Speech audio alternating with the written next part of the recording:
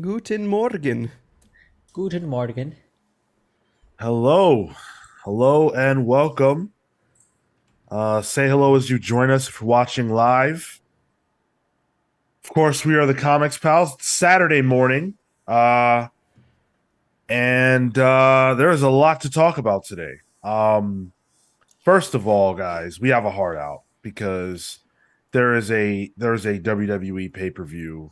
I'm sorry, Uh-oh. premium live event. I was gonna correct you like a douchebag. Thank you for stopping me Yeah. from being a douchebag. Yeah, well, Well, and then I have still no interrupted, control over but, that. That's up to you. But there's a premium live event today in only 3 hours, so you guys are gonna have to tighten up today. Just Let's letting go. you know. Oop. Easy. Anyone else Easy. clench there when he said that? I'm always tight, baby. I believe that. Good loose. I also don't believe believe that. No, I do. I do. Somehow. Yeah. It's less from activity and more of negligence.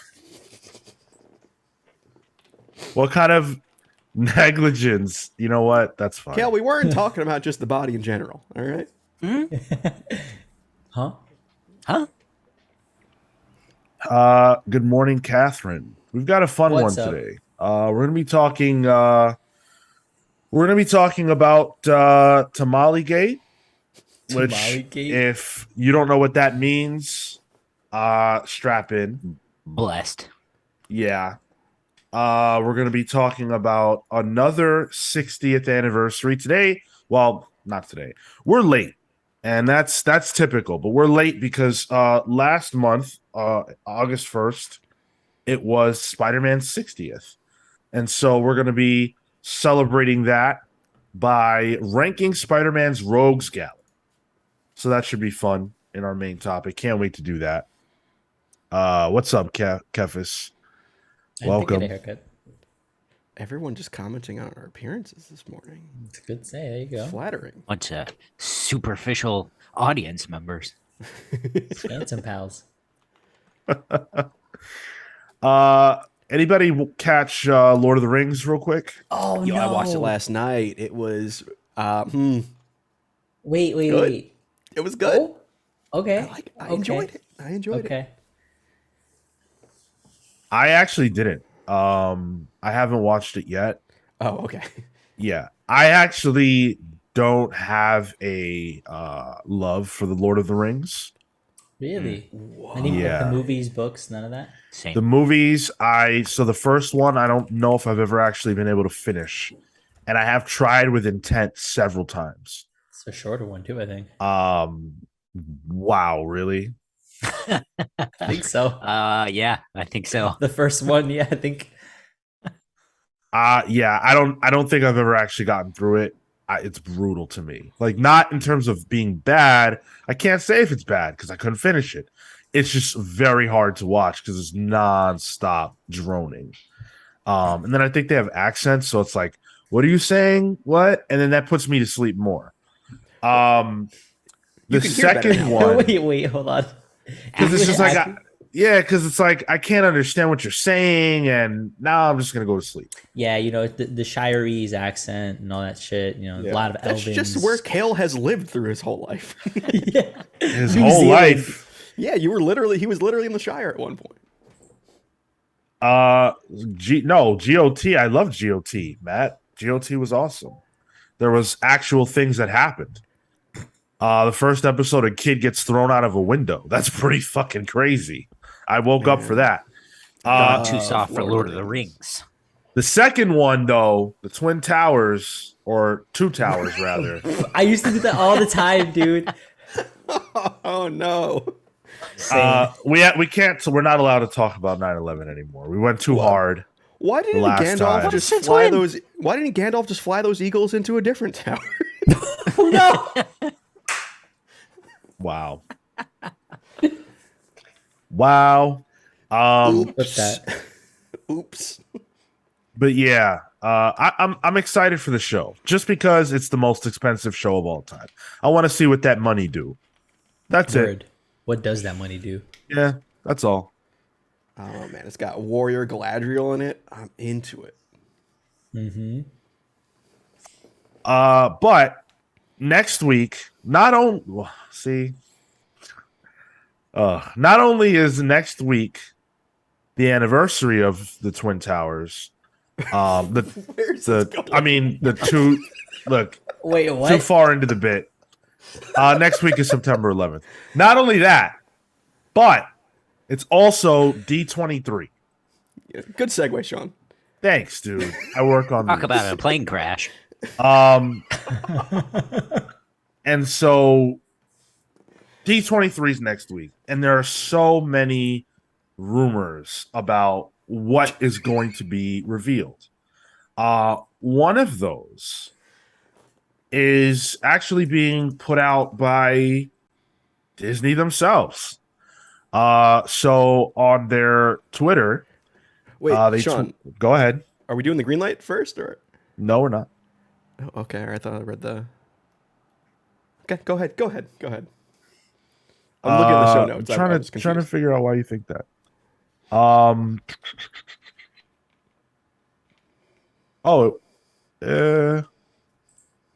no. Wait. Look at the notes, fool. I'm reading the notes. Oh, it shows up different in the Discord. It shows the link under. Never mind. Anyway, Disney Plus put out this tweet. All it says is snicked. 6 days left until Disney Plus Day. Hashtag X-Men with Hugh Jackman's claws popping. Does that mean? Can I add to it? Yes. They also released their Disney D23 merch early. Just a hint at it. And half of it is X-Men stuff. There's an X-Men hat, an X-Men shirt, a Mystique Marvel Legends action figure. It was very interesting. I was like, oh, this is it's because the other stuff is Captain Carter's shield, which we've seen her in the MCU, and some Black Panther merch. So a little curiouser and curiouser. Yo, if that's a snapback, I might cop that. Well, I thought it would be fun for us to, share our predictions, what we think D23 is going to look like. 9/11. Yeah, that's the day the panel is. Yeah. Well, that's what it's going to look like. So Wow, Matt, need Mystique for the jar. that's disgusting, Matt. Matt's posting his STD results in the chat too. So Yeah, I was hoping we would just leave that on the cutting room floor, but okay. well, Well, I mean, since it's our here chat. already, congrats, buddy. Like, Good on you. Predictions. I think I had said for Fantastic Four we wouldn't get cast. No, we would at most get casting, but we would get also I think confirmation on directors. That for sure is the thing that will be solidified. I don't know about casting. I think that it's one of the only things that's going to be there for the movies, and we're going to get something more for Blade probably. for Fantastic Four, you're not sure we're going to get casting. I don't think so. I think that is the most ideal scenario, but I don't believe that that's what's going to happen for that movie, at least. Interesting. I think that if X-Men is going to be a feature of D23, I don't see how they can announce casting for that, but not Fantastic Four, which is presumably closer. That's my thing. Maybe like they cast like the very, very principal characters like Professor X, Yeah, Magneto, and Wolverine. I can because see that. that'll be the hot ones to get the clicks and the clickbait up and running for all the websites and all that garbage. Yeah. And our Podcasts like these. Kefis says, I know what I screw X-Men. I want Fantastic Four casting. Kefis, so eager to lose. Damn. So eager to lose, my friend. Why would you want casting? Isn't your agenda to have the movie pushed back? The more things go right, the worse it looks for you. Maybe he just really likes you, Sean, and wants a reason to get you an omnibus. You know what? And You're that, just and trashing on him. then he would be the real MVP, and then I would feel bad, and then I would have I'm to. coming. Never mind. I'm gonna come. There it is. Whoa. I think a name and a logo for X-Men film would be Sure. that would be good. And I like, see that. you know, yeah, and that little bit of casting that would sate me as far as the X-Men go. Do you think we get the cat? I would say at most, if they're putting out what's his face, Hugh Jackman, maybe he just makes like the return and maybe one other person, but I don't foresee us getting probably like a team and people attached to it. I could see a logo and name. I think it would be like, I don't think it would be a good thing to have Hugh Jackman there at all. I agree. I think they Why? need to, because he's not going to be a part of this new reboot, presumably. At most, you might get him in like Secret Wars for a fun Yeah, little exactly. cameo. I mean, Hugh Jackman is 50 something years old. He cannot be Wolverine in a new universe driving the ship. I don't think he's gonna be driving the ship, but I think he'll be there as like, this is the hook for people, and we're gonna bring you in with that. But so you think that Wolverine is going to be, that the MCU's Wolverine is going to be a 50 something year old actor? No, I think they're gonna replace him at some point, but this Why is not gonna just be do like it now? Yeah. Why not just say he was never Wolverine in the MCU and call it a day? Like, I could see him being like the presenter and like doing like a formal passing the torch kind of a thing. I think even that is a bad situation for them, because I don't think you want to remind people before the new person even gets a chance to play the character. Hey, remember this guy you all really like who went out in a phenomenal movie? Yeah, we don't have him. We got this other guy. That's gonna happen either way, though. Why lean into it? I mean, why not? I was just checking to see if he was going to be one of the legends inducted into the D23 Hall of Fame, but not this year. Yeah. Kristen Bell instead. But okay. what else is on the docket for Phase 5? I think we get some Hulk news. There has been way too many teases in She-Hulk about Bruce Banner's Yes. future that does not exist on that timeline they showed previously. I think we definitely get something there. I agree with Blade. We need to get a crumb of something for Blade. Yeah, I think so. And then I also want an opening date for that goddamn Tron roller coaster. God damn it. I know that's not Marvel, but I really want to go on that ride. Actually, Secret Invasion, I wonder if we get like a trailer. Could. There is one that they released to San Diego Comic-Con. So maybe That's right. maybe that would public. become public. I would like that. That'd be awesome. Quantumania too, right? Quantumania. Although they typically don't like to show trailers to the public anyways, for movies that are ahead of the one that's coming out. And so we have Black Panther up next.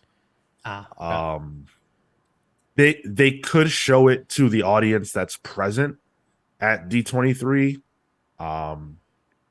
But yeah. Yeah, they're not. They're streaming a lot of panels, but this isn't one of them. They're streaming, which is weird because I think last year they did. So they're not streaming this panel, which kind of a bummer. But yeah. Either way, I'm looking forward to it, and either way, we will be talking about it. Next week. I don't know. I'm assuming that like it's similar to Comic-Con in the sense that Saturday night is when all the like major announcements come out. Tyler, you probably are more familiar than me at this point. I with that. believe it's Saturday night. Yes. Yeah. I know the Parks panel is on Sunday. That much I know because that's being streamed. But that's It's also the irrelevant. primary thing you care about. Yeah, it's irrelevant. Well, no. It's irrelevant to this conversation. Possibly, unless they give us more news on that Avengers ride. Never mind, it's fine. Yeah, I mean they could fill out. They could also fill out the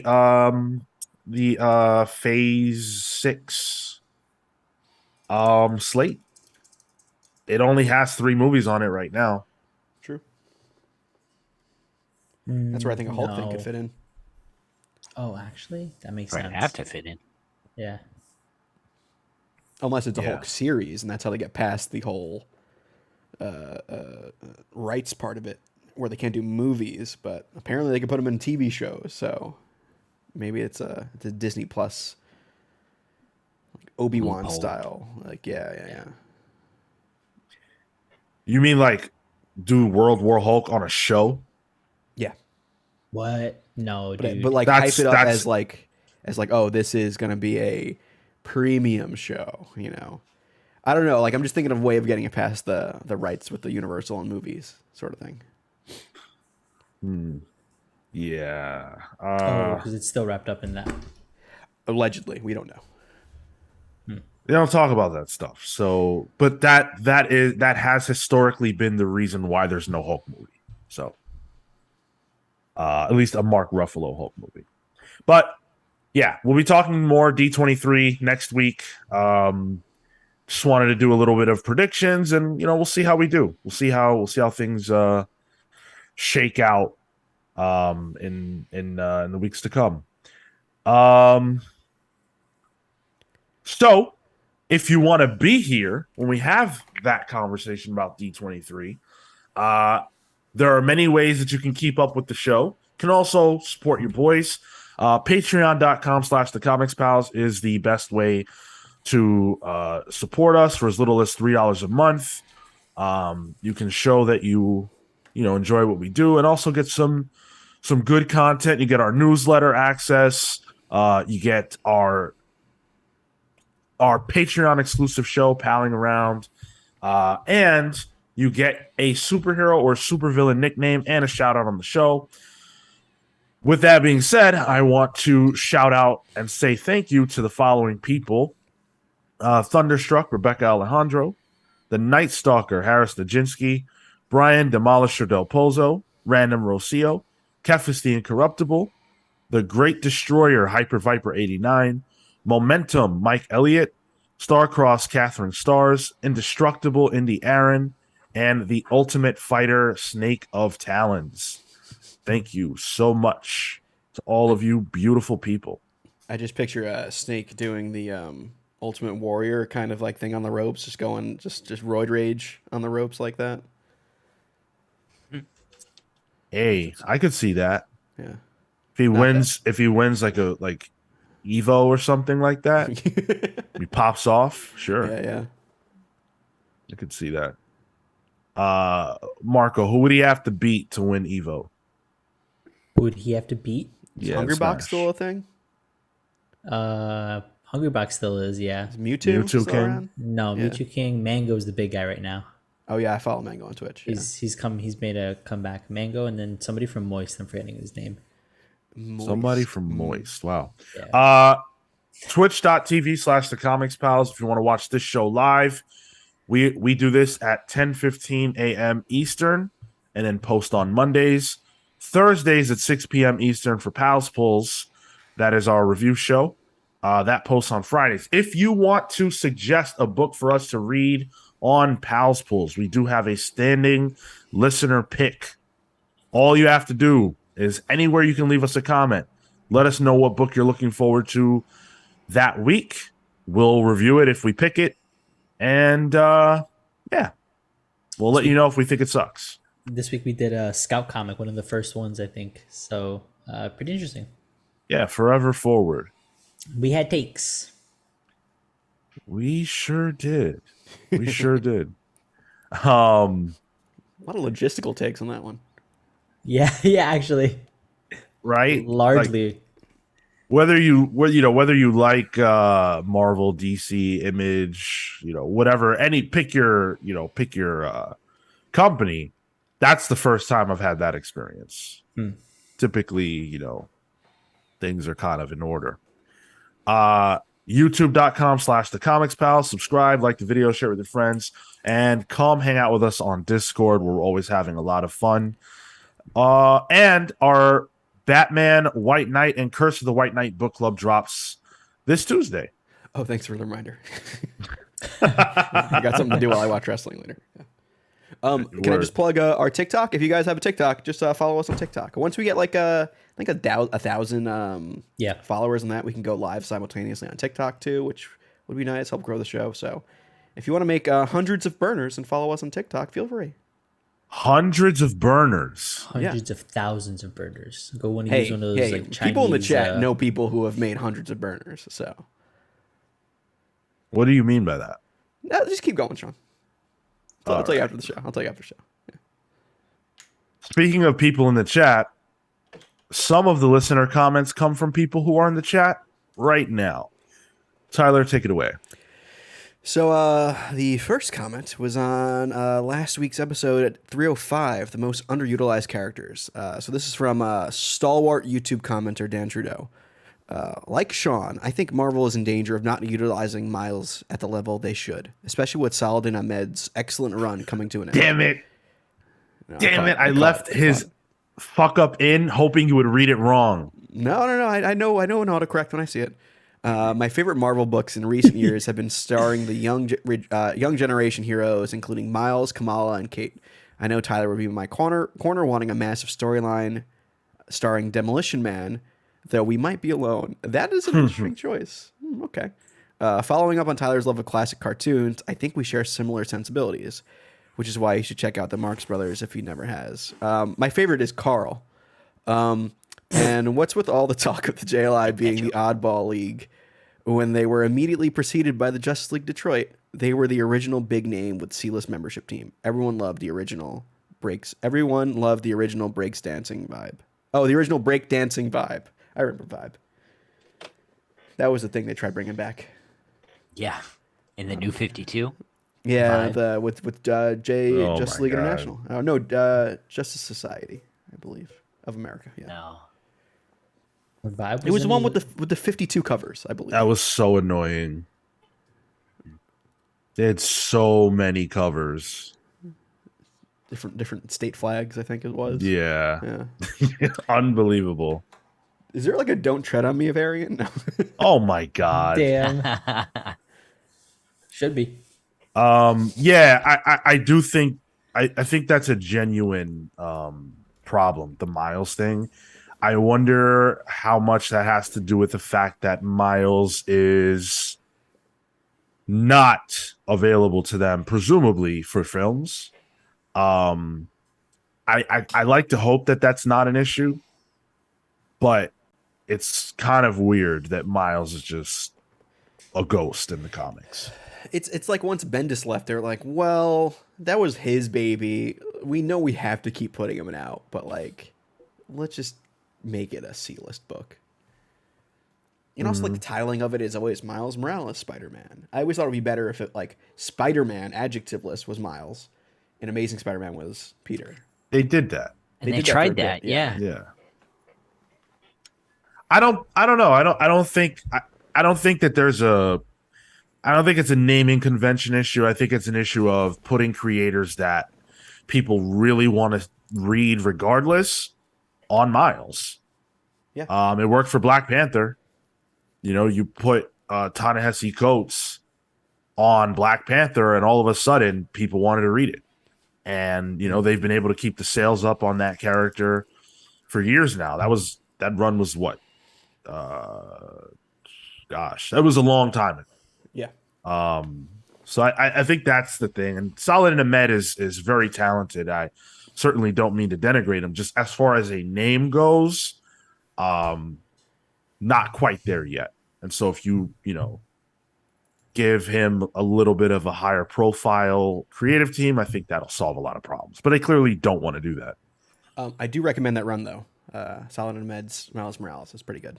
Yeah, by all accounts, quality stuff. I think it was like Iban Coelho on art when it first started. It was good. Next one, Sean? Yeah. So this is from Matt Murphy. he commented on the same episode saying, I fuck with Sean's top Spider-Man moments list. It's a great portrayal of the rich history of the character, and any reader can enjoy different aspects and time periods at different levels. I might not agree with them, but I do love to hear the reasoning and thought process behind why each is so important. Great segment. Did Matt just praise you? I know. I was really shocked. I was very happy to see that. Matt is a very honest person, from what I know. So To a fault. I appreciated the genuine compliment. Feels nice. He did text me on the side when he was listening to this, and he did say that he agrees that One More Day should be on the list. But just Is that a true fact, or are you making that up? oh, I can bring up the Carfax on that one. But Got the receipts. Listen, hey, when I met Joe Quesada, I definitely lied to him and told him I thought One More Day was a great Spider-Man moment. But do I really know? How many creators have you lied to during interviews, Sean? Only two, and it wasn't an interview. It was just a quick, okay. quick interaction. Yeah. Yes, thank you, Matt. And then we have Kefis, who's also in the chat. Hello. This is a Discord comment. How are you all at balancing media, and what's your preference? Me, I've always preferred reading to TV movies, though I tend to either be entirely focused on comics or entirely focused on books. I'm also very curious to hear thoughts on YouTube, TikTok. As the generation above me has cable, I have streaming, and the generation next has all. Obviously, I'm generalizing, but y'all get the point. Yeah. I feel like I actually consume a lot of YouTube content. Most of what I watch is there, and then a Hulu or Netflix for anime, and then here and there some other random shows. But I balance it out. I try to do it by like time slots. So like later in the evening, I'm reading something. In the, I guess, earlier evening from like 7 to 8 or something is TV or YouTube. But actually schedule? YouTube during the day, because I have stuff in the background. Yeah, I usually keep stuff to play in the background on YouTube specifically. So that's probably like a different focus level there. For me, I work from home, so a lot of the stuff I have playing in the background while I'm working is YouTube content. Yeah. Just to separate my workspace from my non-workspace, I go into the living room and I watch, TV shows on my TV. Just helps delineate that in my head. I'm also like a night reader. That's usually when I read. It helps kind of put me, relaxes me and puts me to sleep. So if I'm reading something, that's when I do that. And like for games, like I just do that whenever I feel like it. Which usually games is like the vice where like that always screws up any of my plans. Yeah. Because if I get into a game, it's like, oh, it's 3? Shit. Okay, I'm not even tired. That's not good. Yeah, when I was into Warcraft, that really really screwed things up in terms of my ability to separate my my media intake, as some would say. Yeah, no shit. It's Warcraft. Yeah, and trust me, I'm looking at the beta right now, and I'm like, oop, it's coming again. What's the like absorbing part for you guys with that? It's designed that way. It's I've never designed played it, so to make you grind and do things over, and there's repetition, and build a community and get people to know, and then it's just we can get into a whole thing on that. Pound Yeah. around maybe. A really quick answer for me, it was always the allure of more, whether it was that finishing that last quest for the night, doing that last farming rotation, whatever it was. And then of course, when it comes to the community aspect, raiding, being a part of, a group of people who you enjoy being around, but having a singular goal. That was all a lot of fun, but it's also extremely time consuming. And it's also very good at giving you little hits of serotonin and a little dopamine here and there. So you're always it's like a drug. So you're always going for the next one. In my case, balancing. I don't know if I've got a balance. I'm a mess. So,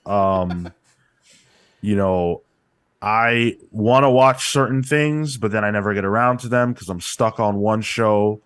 But then when I have free time, I want to do so many different things. Like I want to play Pokemon, which I'm doing recently. Not the game, but the trading card game, but the game version of the trading card game. Sure. There's an online client that they have that's pretty one-to-one. Oh. That one. Yeah. Yeah, I used to play it, stopped, and now I recently picked that back up. Basically, like Tyler, when I try to limit the amount I play games because I can't stop myself. But when I am playing games, I cannot stop myself. Yep. So, and then YouTube, forget it. I'm always on YouTube. Big YouTube poop fan, Sean? Excuse me? Oh, YouTube poop is a type of video. He said, "Do you watch scat videos?" Is what he said. Not on YouTube. Just kidding. Yeah, my media balance is there is no balance. I don't have one.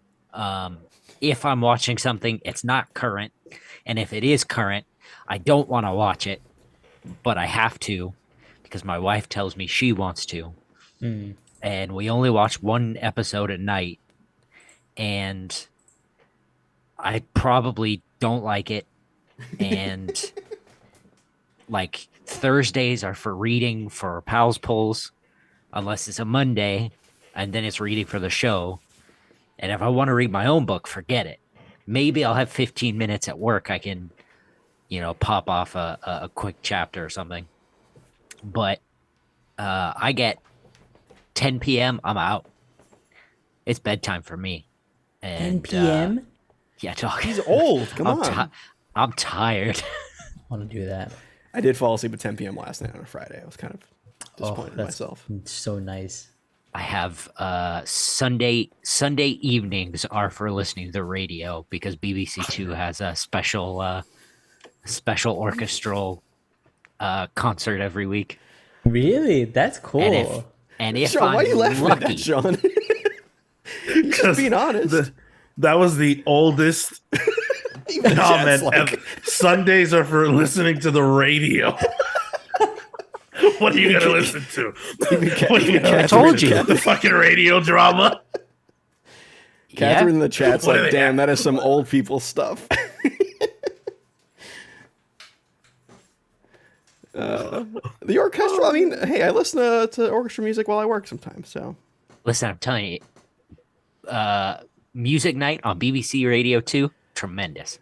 Oh my god, brother, there's Spotify, man. You don't need that. It's live though. It's too much. Yeah, You can choose. Kinda that's cool. the problem. There's too much to choose. That is fair. Oh man, that is fair. Is it like an old timey radio where like you had to like find the channel and it's got like the It's a modern old timey radio. Yeah, oh nice. Oh, nice. so it looks like one, but you just yeah. okay. I always picture the radio from the Brave Little Toaster. Oh yeah, something I like know what you're that, talking about. Yeah. Catfish says 10 p.m. is the latest I'm up. Wow. That's wild, man. I wanted it to be that. I bet you Kev is a morning person though, because he's like in our show. Like what time is it for when our shows start for him? Like 7? Oh my god, I didn't even think about that. Wow, No, he's in Minnesota. It's only an hour back. Oh, It's only 9 I don't there. understand things. Come on. did Catfish not recently move? Yeah. Yeah, he He's in moved Mountain to Time. Minnesota. Yeah, Okay. All right. Very good. grew up on a farm. Okay, yeah, that's Yeah, that was a good question. Thank you, Catfish. Love the questions. Yeah, thank you for all the comments. Appreciate that, you guys. Now, though, I think it's time for a little game. Oh, do ya? Well, maybe Yeah. this It's game is time to- called Damn it, wrong button. Wrong button. button. Nope. Hold on. Wasn't that Let me. Yeah, no, that was the wrong one. I gotta find the right one. Oh wait, There it is. we're going back to Pitbull, guys. We're playing a little more of Give Me the Green Light. So this is a dumb game that I made where I show you a name, and you tell me if that's a Green Lantern or not. And we'll go around the horn here for this. Let's get right to it, guys. Let's see what we got. So the first name is Pumat Sol. I'll give you an extra point if you can tell me who the name is before we even. Actually, no, that'll ruin things. Screw that rule. Yes or no? Kale, is this a Green Lantern or not? I think it is. You think it's a Green Lantern? Okay. Marco, is this a Green Lantern? Indubitably. Yes. Okay. Sean, is this a Green Lantern? I think so. Oh, it's a unanimous yes. Well, you're wrong. This is a shopkeeper from season 2 of Critical Role. It's genuinely, it was the soul that was throwing me off. There is a Green Lantern with the soul. I guarantee it. Yeah. All right. The next one is Jack T. Chance. Sean, is this a Green Lantern? What a name. No. I'm going to go with Not a Green Lantern. Okay. Marco, is this a Green Lantern? I'm also going to go with a no. No. Got it. Kale, Green Lantern? Fuck it. I'm going to say yes. Well, Kale's right. This is a Green Lantern. Oh. Nice. Yeah. Nice. So this is I think he's part of like the detective side of the Green Lanterns or whatever. He just wears a duster with the skull. That's pretty cool. Incredible. Next name we have is Gary Cahuenga. Marco, is this a Green Lantern? Gary Cahuenga. Cahuenga. Gary's throwing me off somehow. I'm going to say no. Not a Green Lantern. Interesting. Sean, is this a Green Lantern? no. No. Okay. Kale, is this a Green Lantern? I'm going to say no on this one, too. No. Well, you guys are all right on this one. Gary Oh. Cahuenga is actually a possessed ventriloquist doll from the Prince episode of Muppets Tonight. Oh, Beautiful. incredible. What? Yes. I have to look all, that up. Prince? all of Muppets Yeah, dog. Tonight is on You love YouTube. Muppets. Prince love Muppets? Oh yeah. It's on the original Muppet Show is all on Disney Plus too. Really? Yep. I am almost done with it, but I am also doing a rewatch of Muppets Tonight on YouTube, which that's the only place you can watch it, apparently. Garth Brooks, very, very fun on that show, honestly. Steve Martin too, Yep. tremendous. So Cal in the lead with 2 currently. Next one, Seifa Fatu. Sean, is this a Green Lantern or not? Of course you went to me first. Yeah. Yes. Yes, it's a Green Lantern. Marco, is this a Green Lantern? Nah, it doesn't sound like it. No? Okay, Cal?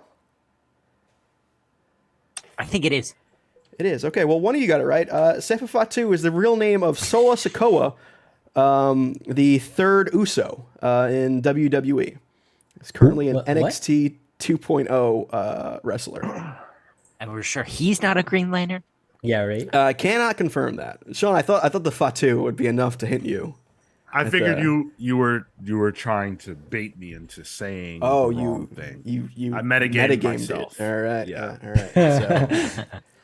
So I think we're tied 2-2. 2-2-1 with Marco and Kale and a tie there. Next up we have Von Daggle. Kale, is Von Daggle a Green Lantern? It's either a Green Lantern or a Fraggle. I think he's a Interesting Green you- Lantern. Interesting you think I'd pick a Fraggle. Marco, is this a Green Lantern? It is. Sounds goofy enough. Sean? I'm going to say no. No? All right. Well, Marco and Kale both get another point. Von Daggle is a Green Oh, Lantern. yes. Yeah. I believe Von Daggle is part of the Corps with the E at the end, which is like a secret section of the Green Lanterns. I did Looks like pick it she because could- it did sound like a Fraggle. So you did. She you did catch she me looks there. like she could be a Fraggle. All right. Next up, we have Bluebert Cobb. Bluebert Cobb. So good. Marco, is Bluebert Cobb a Green Lantern or not? You know what? Yeah. Yep. Yeah. Okay. Kale. I think no. No. Got it. Sean. I'm going to say no.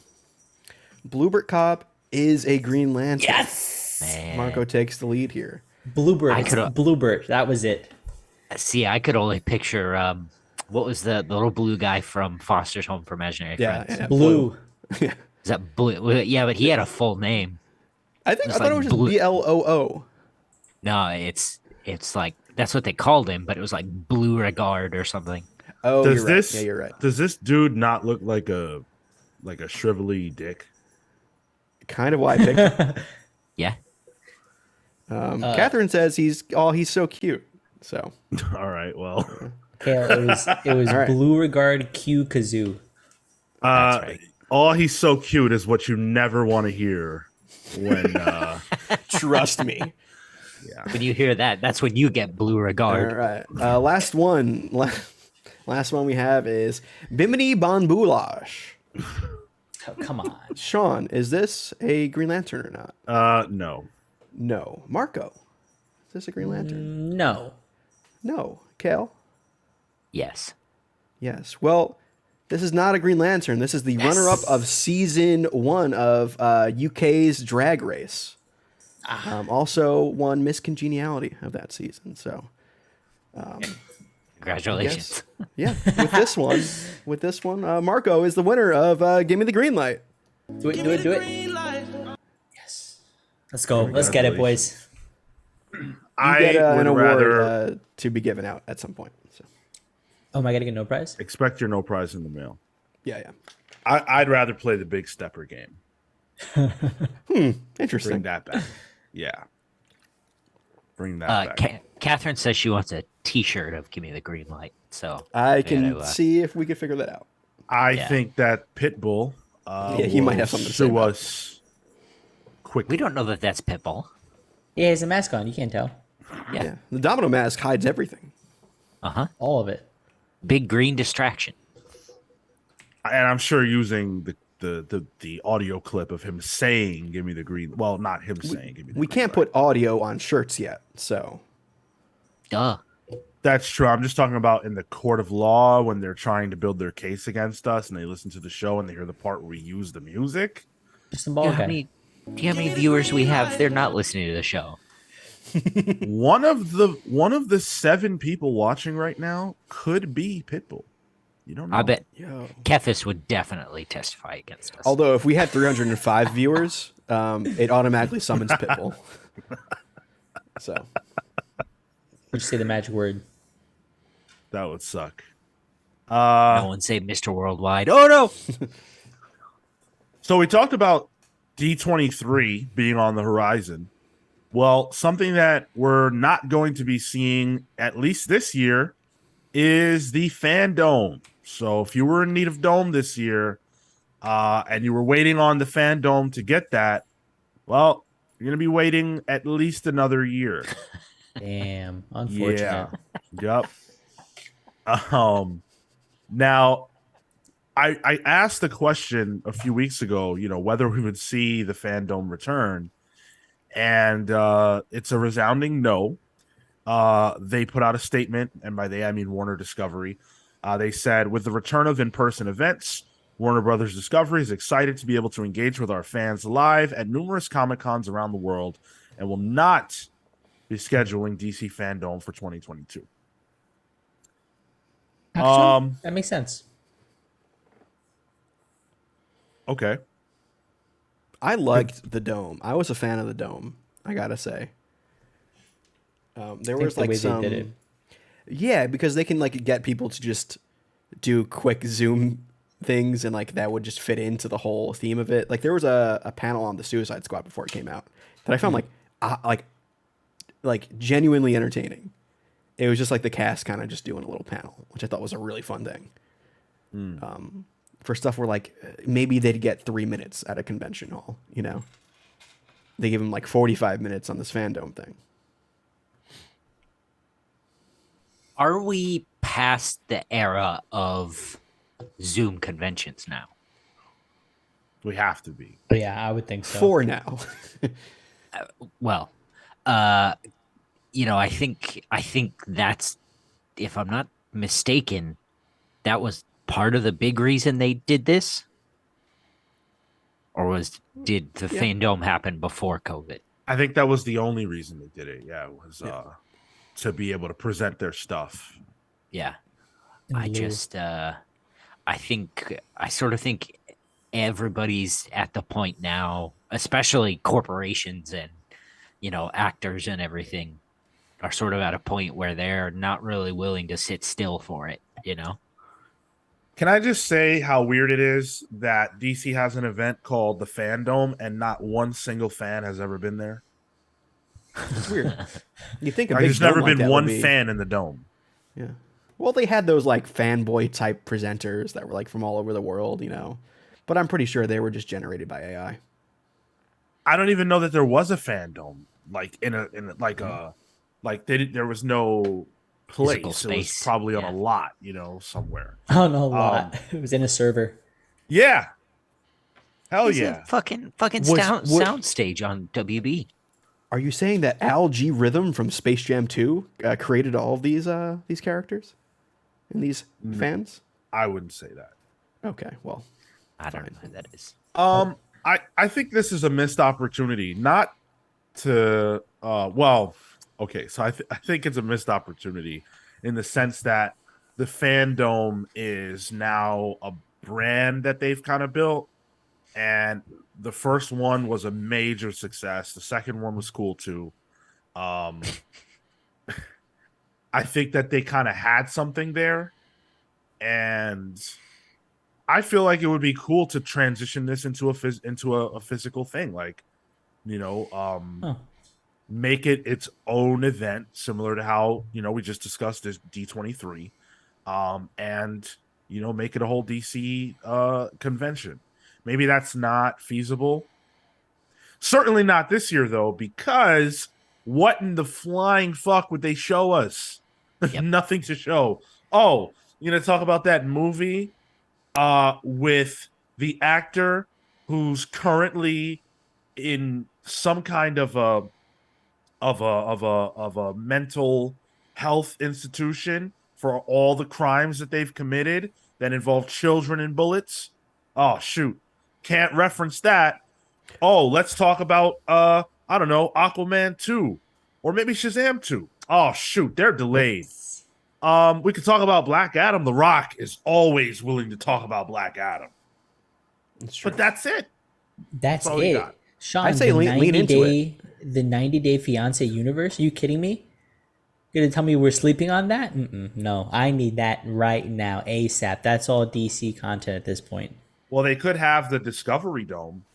Oh, DD. I mean, usually 90 Day Fiance Dome is what causes the issue in the first place. That's how The whole issue? What's show. the issue? Watch that show. There's plenty of issues going on that show. You know what, dude? I have one reality show that I'm watching, and that's all I can take. What is it? Kardashians. No. Apparently, Kim has diarrhea. Did I read that from Kanye correctly? Do you guys want to guess? Do you care? Let Naked and Afraid. It's not a reality show. Sure it is. It's reality, right? Is Real it people doing real shit. That's the scripted. Is it- Jersey Shore? Is it No. Were you a Jersey Shore kind of guy? I watched it because my girl liked it. Oh, Okay. it's the real world road rules game thing. What's the thing? The challenge. The challenge. No, it's not. I watch. Keeping Up with the Duggars? Oh no, that's not a thing anymore. Oh, is it not? Oh, okay, sorry. Oh no. He got Oh, arrested for. I got you. Clearly, Kale hasn't seen I have why. I've been out of the country for a long time. Well, I'm you know sure- what? Some things are better left in the past. I'm sure the patriarch would I- like to be out of the country too. I watch Married at First Sight. Oh, on. did you watch the you watched the Australia one? No. The Australia one's pretty good, I will say. Yeah. I actually yeah. I went to where I went to on my honeymoon was because of that show. I went to one of the places they went to. Dude, I was in New Orleans with my girlfriend, and we were like, "Oh, let's try to see where they were." Like, because the season we were watching was in New Orleans as well. Was Dude, with the weird dude who wore like the yellow dress to bed. Yes. Yeah. Oh my God, you those watch guys- it too. No, I don't watch it. Awesome. Yes, I do. Yes, I do. Yeah. No, but that Awesome. that couple was my favorite. I like those. You two. know they broke up. Did they? Yeah, she All dumped right, his well. ass. All right. The yellow dress to bed, Yeah, he Yeah, wore like a yeah. moo to Was bed. like a nightgown kind of a thing. Yeah, Good for him. it was. Apparently, it was the nail in the coffin on the relationship, though. So Well, I can the imagine. the nail in the coffin was that she wanted to be a doctor. She became a doctor, and he wanted to like hang do out. theater. He had like his own theater troupe Theater. or something. Yeah, Yikes. built himself a shitty All right, house. this is anyway, not a married at yeah. first sight comment. Listen, but I would do that though, Tyler. What, you would get married at first sight, or you would do a podcast No. on it? I would do a podcast. Okay, would you get married at first sight? No. At this point, fuck it, let's go. Marco, I think that Marco could actually get on the show. Like, of Yeah. almost everyone I know in life, Marco could get on that show. What? 100%. Yeah. You know why? I agree. But what does no. that say about me? Cause you crazy, homie. You're a little nuts. But You're bigger You- than that. Wait, who are you talking are- about? Me or Marco? Marco, you're certifiable. You're going. Marco is well paid. Marco is well dressed, well groomed. Ooh. Yes. And He I can cook? think that he can cook. He has a lot of stuff going for him. He likes to go out. He's got an active social media when he goes out. You know, I think Marco, of all of us, would be a perfect candidate. Now, if you are committed, Marco, to this podcast, you will sign up for the show. Is You there know a what? New York episode coming out? See Season the coming link out right soon? now. Probably not. They did it once though. There was one season in New York. So Now, I'm just does- throwing that out there. Is the married at first sight? Is it like never seeing, never speaking to them? Yeah. Okay. You go to the wedding, right? You go to your wedding and you do not know your spouse. The woman when they walk out, you know, they're seeing their husband for the first time ever. That's crazy.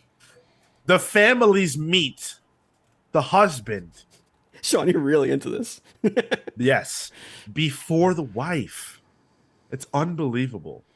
I recommend. How to get on. Sorry. I know people at home don't care about this. Anyways, the fandome's canceled. I would like to see them bring it back whenever it is that they have a content strategy for DC, because it's not just the movies. There's a lot of stuff you can talk about. A lot of rich comic book history, television stuff. There's cool stuff. But with all the flux, you know, I think it would be a sad event. I think there'd be a lot of anger.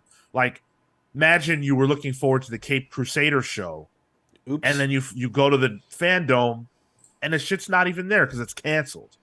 What are they going to show? Harley Quinn? Great show, but that's all they're going to show. Nothing else. So, bye-bye, Fandome. Bye bye. See you later. Bye-bye, Fandome. Hello, 60-second war. Huh? I included this because this is one of the coolest ideas I've ever heard. There is a Flash arc incoming. It's going to be starting well, I guess it's a little far. It starts in January. But it's called, so it's Flash 790. Jeremy Adams is the writer. Roger Cruz on the art. Not a creative team that I'm familiar with, but the hook is why I'm interested in this. So the Flash is going to be fighting a 1-minute war. He, of course, Flash is known for the Speed Force.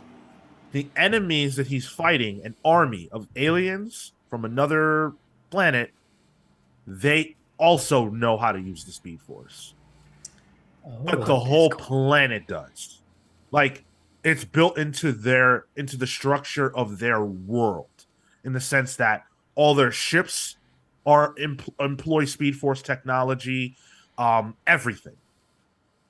So when they conquer planets, it happens so fast that you lose and you're enslaved, and you didn't even have a chance. So they come for Earth, and because they're so fast, no one but the speedsters can save Earth. I don't think I've ever heard a comics idea that cool. That's why It's you need to wild get that this hasn't been done before. Right? Brilliant. you need to get the Brilliant. turtle involved. Sorry? You need to get the turtle Yeah. involved.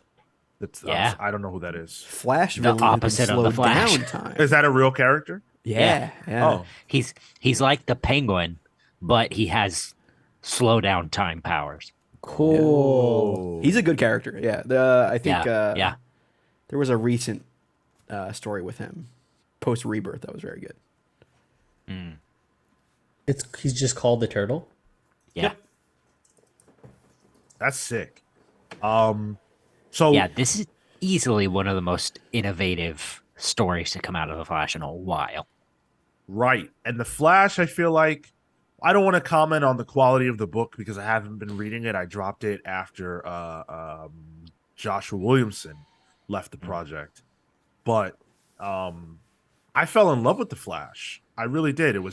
There was the Francis Manipool run that was, I thought, really good, and then Joshua Williamson had a great run. Now I don't know the creative team, but this concept is so hot that I'm gonna pick it up. And CBR has an interview with the writer Jeremy Adams, and he talked about the idea and what he hopes to bring to the book, and that was all very interesting. What I learned though about the writer is that he actually has a pedigree in television. So he worked on the upcoming Mortal Kombat animated series. There's a animated series that they have. And he worked on that, and then also a Batman Superman animated film that they're putting out. So a lot of history. Yeah. This is rad, dude. And Roger Cruz. I haven't seen his stuff, but just doing a quick Google. You know what? I can see it. It's pretty kinetic. The art. He's a Brazilian comic book artist, and it's pretty good stuff. Yeah. I think this is a book that because you know what? It's hard sometimes to get excited for the new writer and artist on whichever superhero book, because a lot of it is treaded ground. But when you hear a fresh idea, it's like, wow, it's literally a breath of fresh air. I saw this and I got excited for a Flash book. $7.90, and I'm excited. So Some cool covers too. yeah, the covers that's are a nice great. The variant. one you have up there is crazy. I hope I get that one. I like how they got rid of that whole segmented Flash suit that had too many lines in it. Like, it's such a classic costume. Like, just keep it just red, like with the accented lightning bolts. But Yeah. once you add to make it realistic looking, the guy runs at super speed. It's not realistic. Like, it's fine. Right. Kefis says that's always a great sign of a good story when you say, I can't believe this hasn't been done before. Yeah. Yep. Absolutely. And it's nice to see fresh ideas in comics. I think a lot of times maybe they would never admit this. Some would, some have. But writers for the big two hold back sometimes for their creator owned stuff. So, this is an idea that's totally unique to the Flash. I mean, you could create your own universe, like Jeremy Adams could have an Image book maybe and figure out a way to make that make sense for a creator owned, but he said, no, I'm going to do this with Flash. That makes me even more excited for the book. So we'll be talking about it when it drops. It's cool that they're just giving him this book, especially considering I'm assuming it's not like he doesn't have that extensive a list of comics, so it's cool to just kind of, hey, here's we're gonna give this to you, hit the ground running with it. Yeah, so from what I ascertained, he's done some stuff with the Flash already. Okay. Um and this is just like the next arc for him. I think by the time this one drops, he'll have written 20 issues, they said. Oh wow. Okay. Yeah. Cool. So that's pretty good for him. Unfortunately, not buzz around the book right now, but with this announcement and especially enough lead time, I think this will get over. For sure. Definitely something I'm to not check sure out on Pals what- Polls. Yeah. I'm not sure where I've heard it, if it was in the Discord or if I saw it floating around on Reddit or something, but I've heard that the Jeremy Adams Flash stuff is really good right now. Awesome. That's great news. I mean, shoot, I might have to jump on Yeah. like same. ahead of time. Yeah. It's also going to be twice monthly. They're going to speed the book up. Which, for a character like the Flash, does actually make a lot of sense. Kind of fun, yeah. And Just for but this time. Just for this time frame, right? at least for this time frame. Okay. Yeah. Yeah. Yeah. It's cool. But it'll start with 790. So, yeah, just a little exciting comics announcement for you guys. Let's talk about Tamalegate. Eh, Now, what the hell could that even mean, right? Like, how could there be a problem in comics that revolves around tamales? Everybody loves them. I've never had one. Not even Ooh. all the way sure what it looks like, but all right. we all have some familiarity. And how could that be an issue? Well, I'll tell you how. So DC put out their solicits for September. September is Hispanic Heritage Month. DC is celebrating that with variant covers, which is the only thing that ever gets done. It would be too much to ask to just, tell some really great stories and let, creators of Hispanic backgrounds or Asian backgrounds or Black backgrounds tell stories. That's too much to ask. We'll just do some covers. And so they put out a bunch of covers. They've got, a pretty cool one featuring The Question on I Am Batman. They've got Bane on Task Force Z. They're all food based, and like there's food I think in every one. No, not every single one, but a majority have food. So okay, whatever. But then they put out one that just doesn't quite jive with the rest, and it's of Kyle Rayner. It's drawn by George Molina. Could be Jorge, I'm not sure. And it's got it's Kyle Rayner in his best Captain Morgan stance, holding a flag that says a green flag that says Viva Mexico. And it doesn't look, I think if you look at this image, you can say it doesn't look quite polished. Yeah. Yeah. But it's like a weird construct. yeah. But then in his other hand, he's got that bag of tamales that he's bringing home to mom after he takes this picture. I got a couple questions here. First off, why is he in space for this? Like, couldn't you just go to Tamales? Does your mom live in Oa? Yes. Listen, Or is he just bringing it Maybe- to Oa? And you gotta. That bag's not. He's tight sharing enough his for- culture. Yeah. maybe With the Kilowog. space tamales are where Oh, where it's at. True. That's true. Maybe Bluebird Cobb is really good at tamales. And, Yeah. In that plastic bag, I wonder how much extra he had to pay for that. well, microplastics doesn't really matter in the grand scheme of things when you're looking at the galaxy. So Fair enough. So things went haywire from there. The internet exploded because what the hell is this, DC? And then people connected the dots. Okay, why do almost all of these involve food? Is that the only thing that can be represented when it comes to Hispanic people? Is that it? Is that all we got? Literally, I have 4 of the covers up right now. It's got one with Blue Beetle eating tacos. You got Jessica Cruz, Green Lantern eating some kind of food. Bane's got some good looking flan, I will say. Yeah. That does look pretty good. They all have And food. apparently, Hawk Girl is a waitress. Like that one, I think was Yeah. like the most egregious. I think. Right. And so now let's step back a moment. The cover that was initially dropped in June is the cover with, and by the way, the book is Titans United Blood Pact #1. The cover that was released in June is the one with Kyle Rayner standing in his glory. He's got the Mexican flag. He's got his lantern. There's a cool construct behind him. It looks pretty cool. It's not finished, but it looks cool.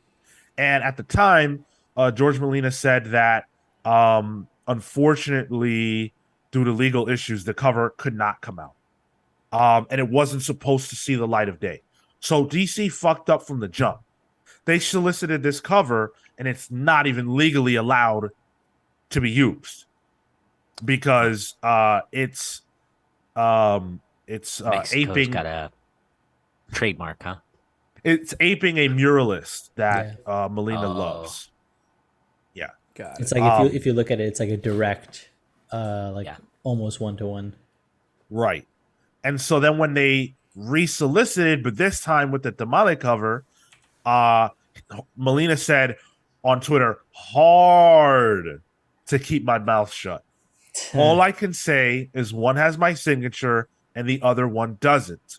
Go figure. What is the creative direction there? Like, give me a Editor- flag. Like Editorial said, no, we got this. but like, because presumably they didn't redraw it, right? It's his. He redrew it, Yeah. right? I've had trouble figuring that out too. I think he did. Right, So he got feedback that said, okay, add in this plastic bag, give me some food, what's your favorite, and then put on the thing that isn't the actual Mexican flag that just says Mexico on it. And we're done, right? Like, that should pass. Why take the signature off, though? Because he didn't want to. It's enough corporate feedback to be like, yeah, fuck you. I'm gonna do what you need me to do for the money, but I don't like it. Right, okay. Yeah. Right. Yeah. Yeah. I don't subscribe to it. I don't want to sign my name to this. Yeah, okay. Right. I You get know, wrap for sure. tamales too. Like you don't even get to see the actual goodness of the food either. Tamales are fine, dude. I can imagine like the person giving the feedback on like what they want on this cover is similar to like when Trump was like, oh, I like all my Latino community, and he's eating like a taco bowl. Yeah. Like, oh yeah. Well known Hispanic food, taco bowls. And Love me a Taco Bell. Molina said, thanks to everyone who has showed their support on the original cover. I'm not mad or sad about it. The fact that everyone got to see and hear my original vision gives me some gratification, and that version will live on the web forever from now. So that was August 29th.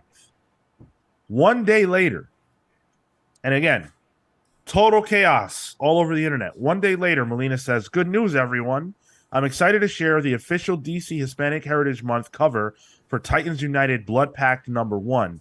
The homage to La Patria is what is going out on the comic.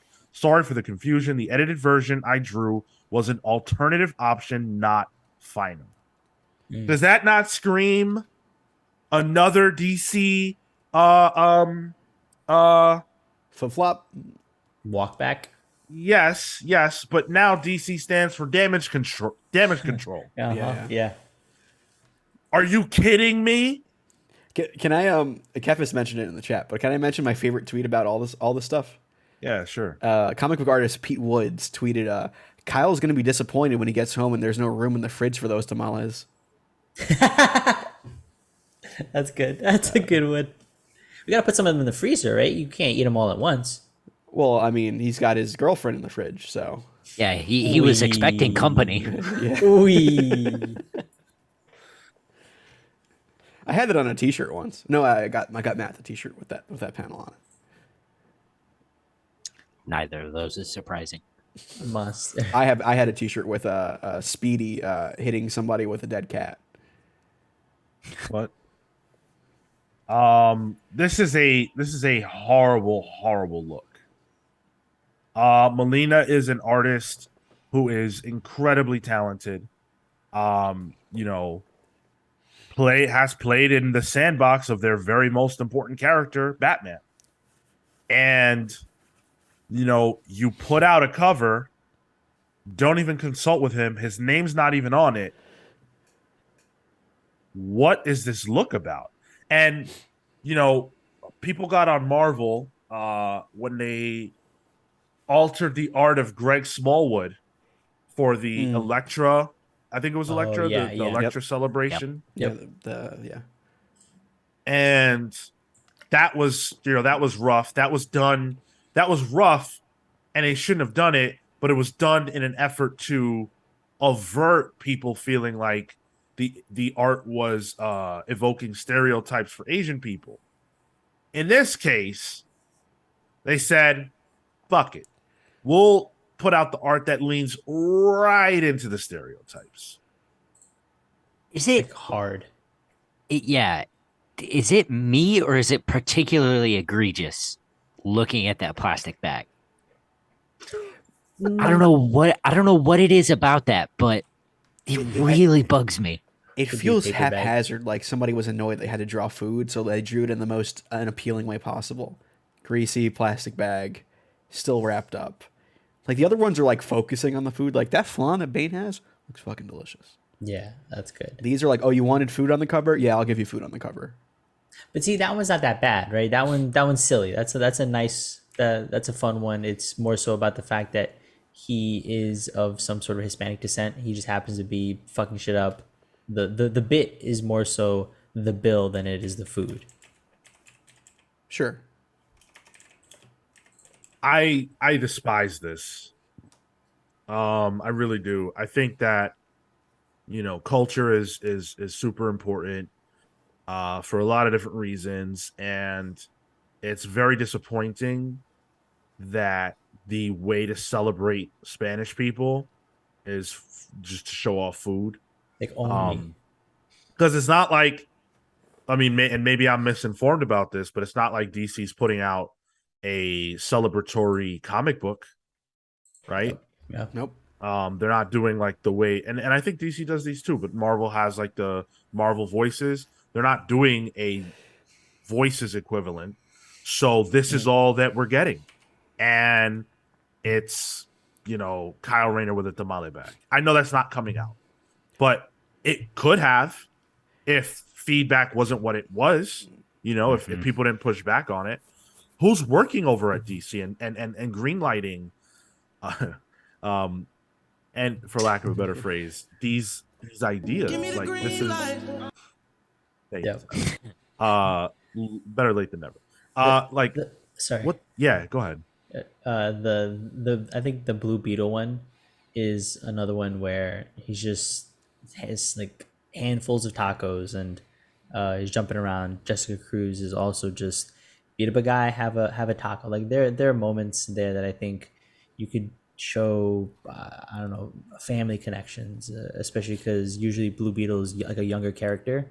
All right, so he's like amongst the rest of his family at some sort of party, or like there are ways to represent, I think, that feel like it's communal based, because I feel like that what is what I think resonates a bit more. One of the last ones, the Blood Syndicate one, where it's just like a whole family dinner situation. That one, all right, fun. That makes sense. That's what you're gonna do. You're gonna have a barbecue of some sort. You're gonna be surrounded by people that you care about. That feels communal. Where the rest feel like this An is ad what for Taco Bell. yeah, yeah. And if a cover was like the Spanish characters in DC having a meal together, that I would have enjoyed a lot, because that's communal, like what Marco's talking about. That's them, engaging with each other, having a good time. I like that. So Spanish people are so obsessed with food that even when they're beating villain ass, they have to make sure they got the food on tap. Yeah, Is that how it This is works? Jessica Cruz beating up Darkseid, Sinestro, and the Joker, and Lex Luthor. But she got to have a taco with that. Come on now. That's insane to me. Although I would have liked a variant cover of Vibe at a restaurant, looking back over his shoulder at a plate of fajitas, because like I feel like that's a very, I feel that. It's like, Catherine man, I says, wanted to "Don't you order know?" those. Oh, sorry, I didn't mean to interrupt you. No, you're good. You're good. It's just Don't you know my family only celebrates my culture through only talking about and posting our most famous dishes.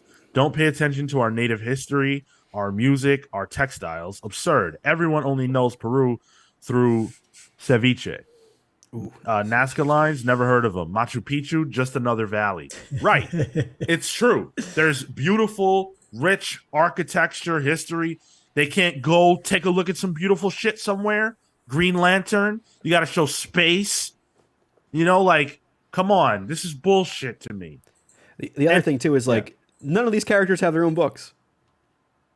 Oh yeah. Oh. Wow. Holy shit. It's just putting a spotlight on it. Literally none of these characters. Wow. Blue Beetle? No. Not currently. He's on Young Justice Targets, which is the comic adaptation of the cartoon. Wow. I am Batman. Yeah. It just puts a spotlight on all of it. And it's on like random books too. Jurassic League? Huh? What's that gonna matter? Remember when we blasted Marvel for what they did for Black History Month? And how we talked about the fact that I think at the time it was only 2 of the characters had an ongoing, which was Black Panther and Miles. And I went on a fucking tirade. This is worse. It's pretty bad. Yeah. Actually worse. This is way worse. Come on, man. Although I found out, thanks to this, Dan Mora, apparently Costa Rican. Full name Dan Mora Chavez. Oh. Jessica Cruz is awesome. Agreed. Kyle Rayner, I don't know too much about, so I can't speak to him. He's awesome. I don't know why there's not a Hawk Girl, Hawkman book. I feel like they always have a book, don't have a book. Blue Beetle is awesome. I don't know why he doesn't have a book. I don't get it. I don't get it. And are these the only Spanish characters in DC? This is fucked. Is it? I guess, yeah. Major ones. Imagine Major being ones. a DC artist or DC writer, right? And you yourself are Spanish. And there's literally they give you the sheet of characters you can write or draw for. And none of them at all are Spanish. That's crazy to me. They don't even have Yolanda Montez. Wildcat. Yeah. You just read that from a screen, I can tell. I did. You're like a substitute teacher reading out the roll call. Yolanda Montez. It sucks. This sucks, and it's disappointing. It's angering, and I think DC can do and should do a lot better than this. And look, I don't, there's something rubbing me the wrong way about DC's trajectory over the last few years, with a lot of the allegations, Jeff Johns. There's just certain stuff that doesn't smell right to me, and it ain't the tamales. Let me tell you what. Well, those probably smell pretty good. Although in This probably space, smelled very good. in space, no one can smell you. There was a joke there, but I lost it. Yeah. Tyler, let's skip the next one, okay? Sure, gladly. All right. So last up before our main topic, we're going to be talking about movie theaters. Just a little PSA. Check with your local movie theater because $3 tickets are being sold for National Cinema Day. $3. Which is today. Yeah, today. Literally right now. Today. So if you're listening to us live, this is the only way you can benefit. If you're listening to us live, go see a movie for $3. I would, but I'll be watching WWE. Go see a movie. The reason we're doing this is twofold. I have a question for you guys. If they could bring back any superhero movie to theaters for $3 today, which movie would you want to go see? Howard the Duck. Easy. 90s Captain America. Spider-Man 3. Which one? Captain says Morbius. You know what? All three movies for $3. All 3 Spider-Man 3s? All 3 Spider-Man 3s for $3. So, okay, cool. Which can you name the Spider-Man 3s? Spider-Man, All 3 of them? Spider-Man 3, The one with who? not No Way Home one. What is it? Yeah, you're right. Go ahead. That's one. Yeah, that's one of them. Yeah, No Way Home. Yeah. Uh-huh. Spider-Man 3, the Yeah, yeah. original one is Spider-Man 3. Okay. With Toby whatever. Yeah. And then that's it. It's all three of them. All 3 of And- them, yeah. And how many is that markup?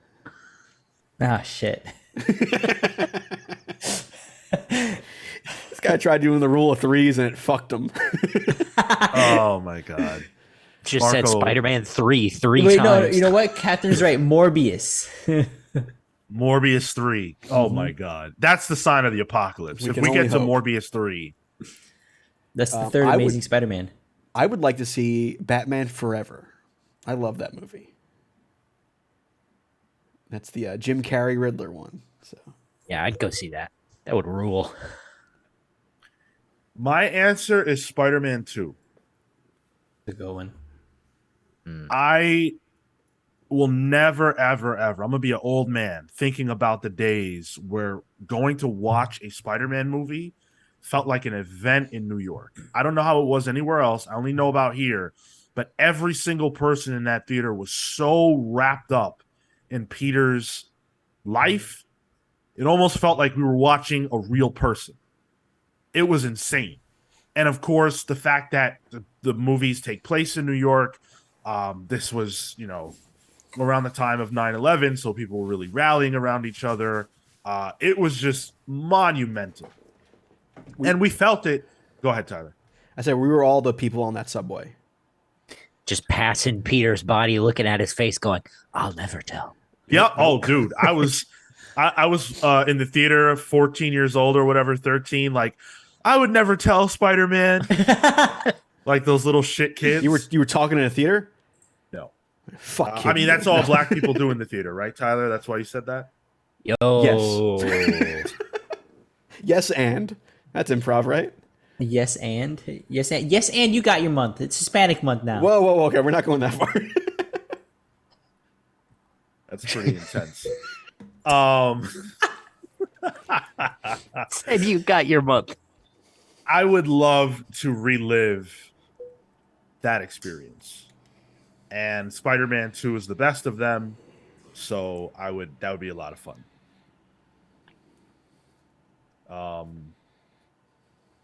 Yeah. Were those real answers for you guys, or I've already seen Howard the Duck in theaters. That was a fun experience. Yeah, Batman Forever, I genuinely think like. would be. Yeah. That's a I real answer for genuinely me. like Spider-Man 3. I enjoyed Venom because I was at that time I had done a whole watch of That 70s Show, and so what's his face? Oh my Topher god, Grace? yeah, Topher Grace. I was all about it. I'm like, yeah, he's moving on to movies now. He's stepping up in the world. No, it wasn't the move. He's okay in that Predators movie. I normally don't have too much to say about casting because a lot of times they're casting actors that I don't know.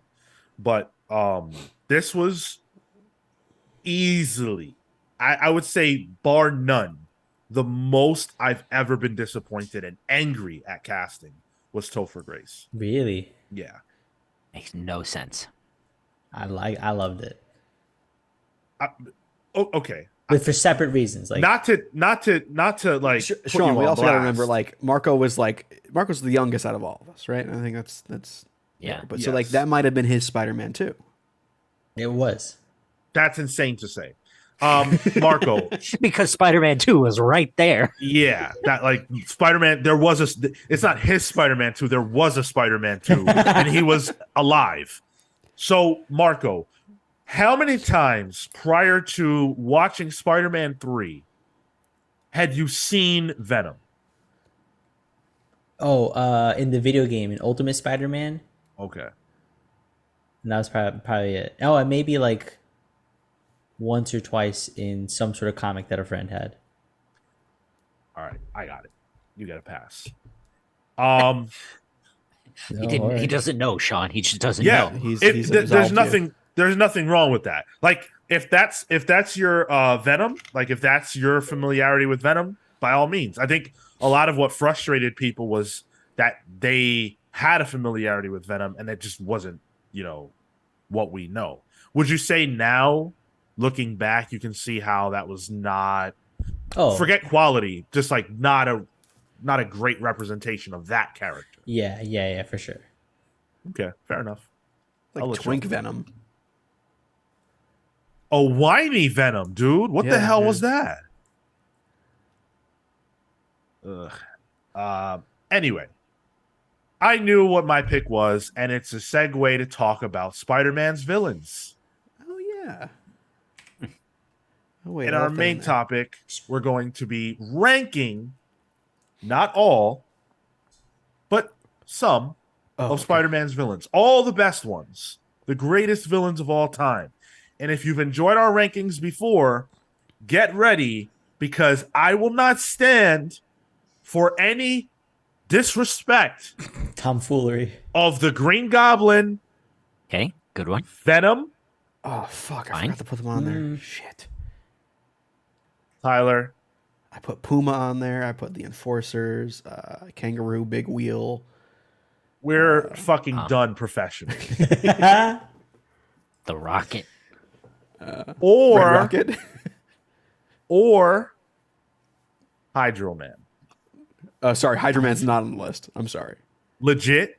He's not on the list. He Are you was dead serious? He was like, I put 30 on the list. He was like a 31. Yeah. I can't wait to see this list. he was If on the Hydro list. Man. Now hold on. You told him. We talked about this, and part of the kimono here for the listeners. We talked about this, and you said, "Don't go crazy. We're not doing all of them." Is Hydro Go Man crazy. going crazy?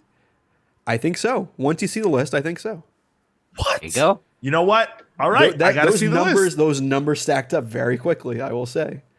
Fine, I gotta see the list. But if Incredible. how you could make a list without a perennial member of the Sinister Six, I don't understand. But we'll see. We'll find out. Sure, He was like on the Already Sinister benched. Six Universal ride. Like I love that ride. It's a fantastic. Oh, it still holds up too. But like he course it sprays you. does. He just squirts on you. You know. Yeah. I got. Never mind. Okay, we can leave that alone. All right. Yeah, great. Nope. I almost doubled down. Let's Let's take a break. If you're watching Hydro on Man. Twitch, we'll Yeah. be back in 5 minutes or less. Thank you. And we're gonna rank some villains. We're back. Oops, this thing is still here. Whoops. We are not playing another round of Give Me the Green Light. Give me the green, huh? We are doing our. That sounded weird. We are doing our Spider-Man Rogues Gallery rankings, where we are going to rank a list of 30 Spider-Man villains and How'd you know it was 30? determine. Huh? How'd you know it was 30? Because you said it. You said. Oh, did I? Oh, fuck if I. Yeah. Okay. All right. Fool! 30 villains, and we'll determine who reigns supreme. And there is one issue that I see coming up. Okay. I'm not going to say what it is now. Okay. There is definitely one issue I see coming up. Before we get into the rankings, if you are still watching, thank you very much. We appreciate it. If you could leave us a like or a follow or a rating or a review, wherever you are, there is a way to support the show. Also, I'll just point out it is September, not Sustember, but September. Oh. That reminds me. Sorry.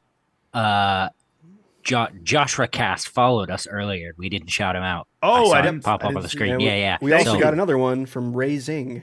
Thank you. 4 minutes ago. So Good while we call were out, on break, Kale. yeah. Appreciate that. Appreciate the follow. I want to also share a quick tweet with you, if you guys will bear with me. This is what popped up on Twitter when I went for the break. And this is verbatim. Nah, why my wax lady reschedule my appointment? Because she said somebody farted on her and she can't stop throwing up. Oh my fucking God. I do not see the problem. Hold on a second. My Look. cat just turned on my speaker and Tegan and Sarah's playing. Give me a second. A little sympathy for your poor wax lady. Jesus. Imagine you're just trying to give someone a wax and they fart on you. It's terrible. And then you can't stop throwing up. We're good. We're good. That seems a bit dramatic, but in any event, all right, Tyler.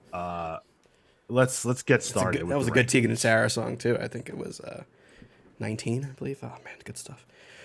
All right, let's get into this. So first off, and again, there might be some things in here that might be cause controversy. How do you say it where you are, Cal? Controversy. Controversy. Yeah. Yes. But first off, this is alphabetical, so I didn't organize it this way, but this is just how it be. First off is Black Cat. Okay, I already have a problem. Yep, that's fair. That's fair. Wait, why? Isn't she also a bad guy? She's not a villain. She's an But she's it's a list of she's antagonist, I would she's say. like Catwoman, right? We had the I same don't think discussion with Catwoman. I don't think Catwoman's a villain anymore either. Catwoman is arguable. Black Cat is not arguable. Like Is she's this the just not a glaring issue villain. you had? No. Okay. Well, this is why I have the NA category, because I could put that there.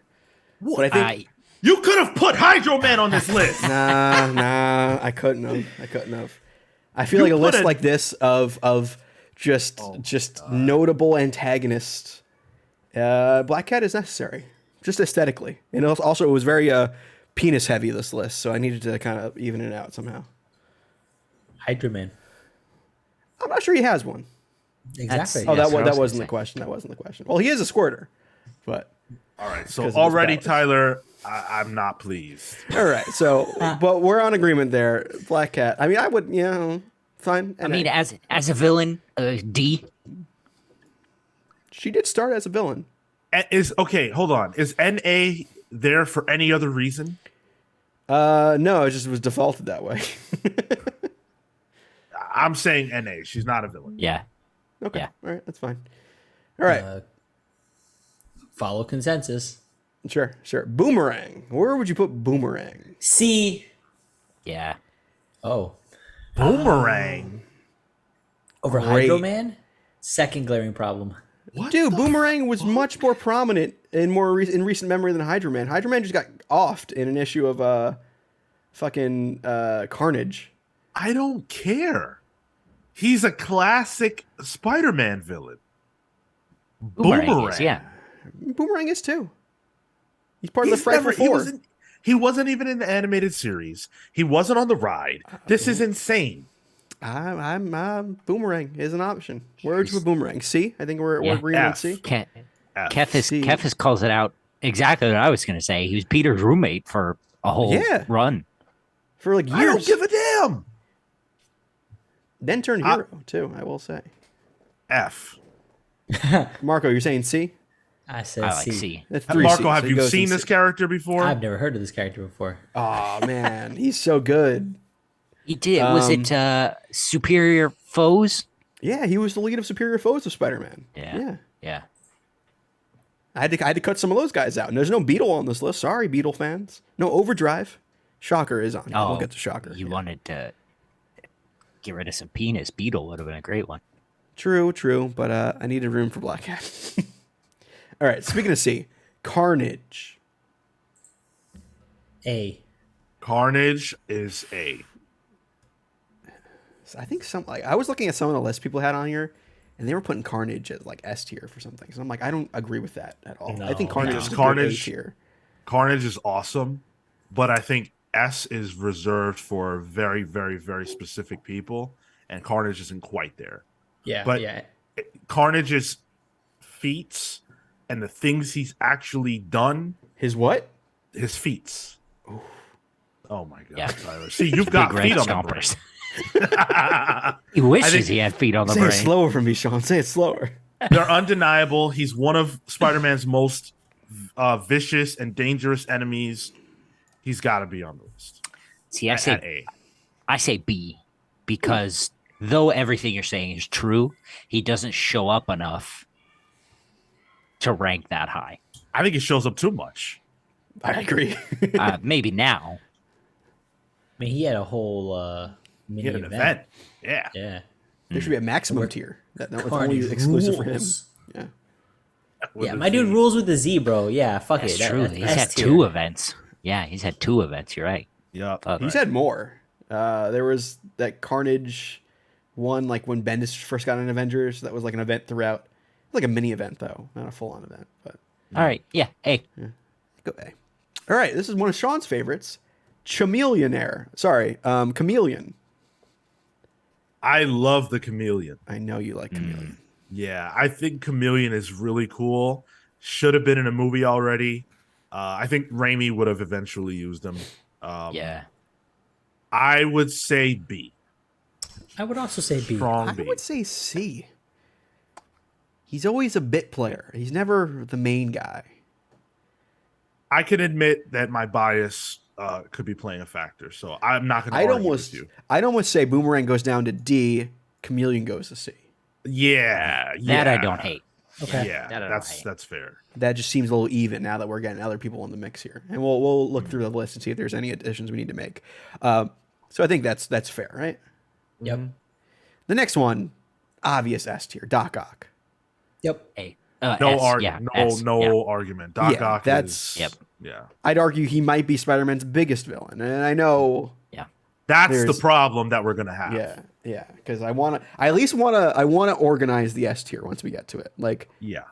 rank the S tier. But Yeah. we'll get to it. Who's in the If we're going by costume alone, I would say Electro might be S tier, but we're not going by costume alone. Pretty slick costume. Electro, I think he slots good at the B tier right here. I don't think he's been quite as important as Carnage. I think he's a weak B tier. Yeah. Yeah, but I think he's more important than Chameleon. I think he's a strong B Yeah. because of many of the villains on this list. Electro is one of the few who's had a game named after him. He's in 2 Spider-Man True, movies. That's true. He's on the show. He's on the ride. I think he's everywhere. I feel like Electro, solid. Was he solid in the B. Broadway play? I don't Yes. remember. he must have Yes. been. He was, right? Yeah. Yeah. Yeah, he was. Okay. All right. I'm Yeah, I would thinking say that's fair. I'm thinking of the villain song that they did on one of the late night shows. I can't believe I got spit on by the Green Goblin when I saw that live. Flew over me in a loogie, just landed right in my cheek. That's not the Yeah. worst thing that could have happened to you at one of those shows, though. Oh well, Spider-Man got stuck for a good 20 minutes. The show was put on pause. But speaking of Green Goblin, the Green Goblin's S tier. Yeah, S no tier. debate. Yep. Go I was go tempted- ahead and put him at the front of S tier too. Let's just for take care of now. that right now. I'm with Kale. Even with Superior Spider-Man, you don't think? Listen, I love Doc Ock. I love Superior Spider-Man, and I do think you're right. There's a conversation to be had. But ultimately, Green Goblin is top tier. I was almost tempted to put Green Goblin and Norman Osborn as separate characters on this list, but I didn't. No Green- room for Hydro Man. Green Goblin killed Gwen Stacy. I mean, that's done deal. true. That's it. Easy. It's true. And Doc Ock only killed her dad. So Yeah, right, exactly. All right. Yeah, that's fair. That's fair. All right, Hammerhead. Right? C. I'm surprised, Sean. Do you think Hammerhead deserves it over Hydro Man? Right? Yeah. Okay. All right. Really, I think Hammerhead's a D. No. What? I think Even- he's- I feel like even I wouldn't know put him him. at Chameleon tier. I would put him at like No. Boomerang tier. see, I feel like mob bosses outside of the Kingpin, especially in the Spider-Man realm, tend to be less good. They're like for Spider-Man, the gimmick is the singular villain. So for me, it's D. I would. Okay, I'll agree to the D for now as to not hold this Sure. up, but I think we might revisit that later I would like to when revisit. this shakes out more. Hobgoblin. I- Oh, okay. What were you gonna say, Cal? Who's the guy that's in is it Silvermane is in Amazing Spider-Man right now?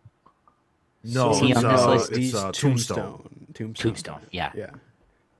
He'd be higher than He's on the Hammerhead. list. We'll get to Tombstone. Yeah, there's Is a he? couple Okay, mob people alright. on this list. Yeah. Hobgoblin is next. A tier. B. Really? I have not read a Hobgoblin story I have enjoyed. I've Really?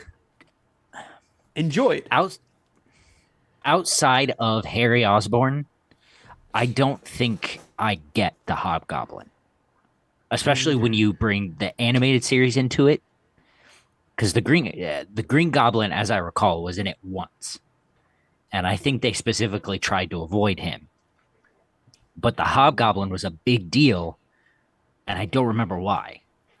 He was essentially their goblin for the animated series. Oh, you got a point there. The Hobgoblin was very prominent on that show for sure. Yeah, Green Goblin was in it a few times though. was he? Because actually Not a nearly lot, as much 'cause as Hobgoblin, though. he had a war with Hobgoblin. They had the Goblin War arc. He was the one, or was it, or it might have been Hobgoblin. No, it was Green Goblin that had the little device that sucked Mary Jane into a portal or whatever. Is that where that gif comes from, where she vanishes? Maybe. There's a funny little thing. Go ahead, Marco. I was gonna say I only know Hobgoblin from ironically Onslaught, because Really? Phil Urich was Yeah. Hobgoblin during that time Right. frame, and there's a crossover within the larger Onslaught event. And genuinely, I was like, "Oh, this is actually kind of cool." So I'm all about Hobgoblin being A tier. He's also I- the goblin that's on the ride. It's not Green Goblin on the ride. It's Right. Hobgoblin. Oh, I really like Hobgoblin. I cannot say A.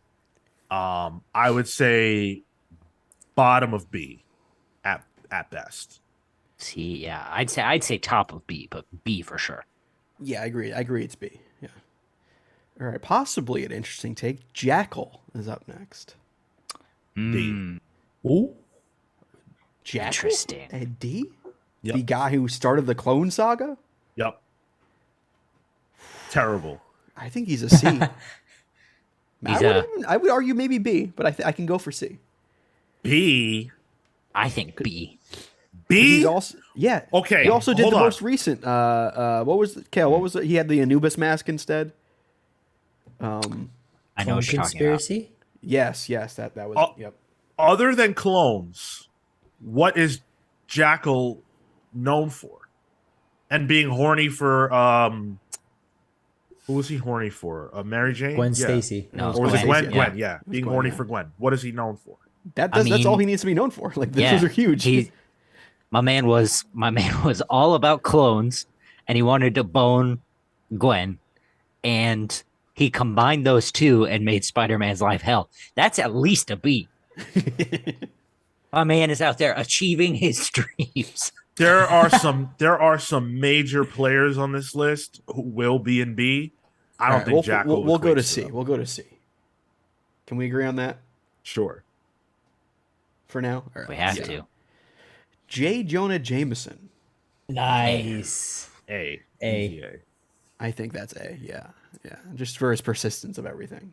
It's hard not to put him in S, frankly. I was thinking I the same agree. thing. Yo, agree. wait, should we just put him in S? Nah, Bottom of S? that's I think- disrespect. He might I be think top that of yeah, A. I think top of A for sure. I think the sort of like real like actual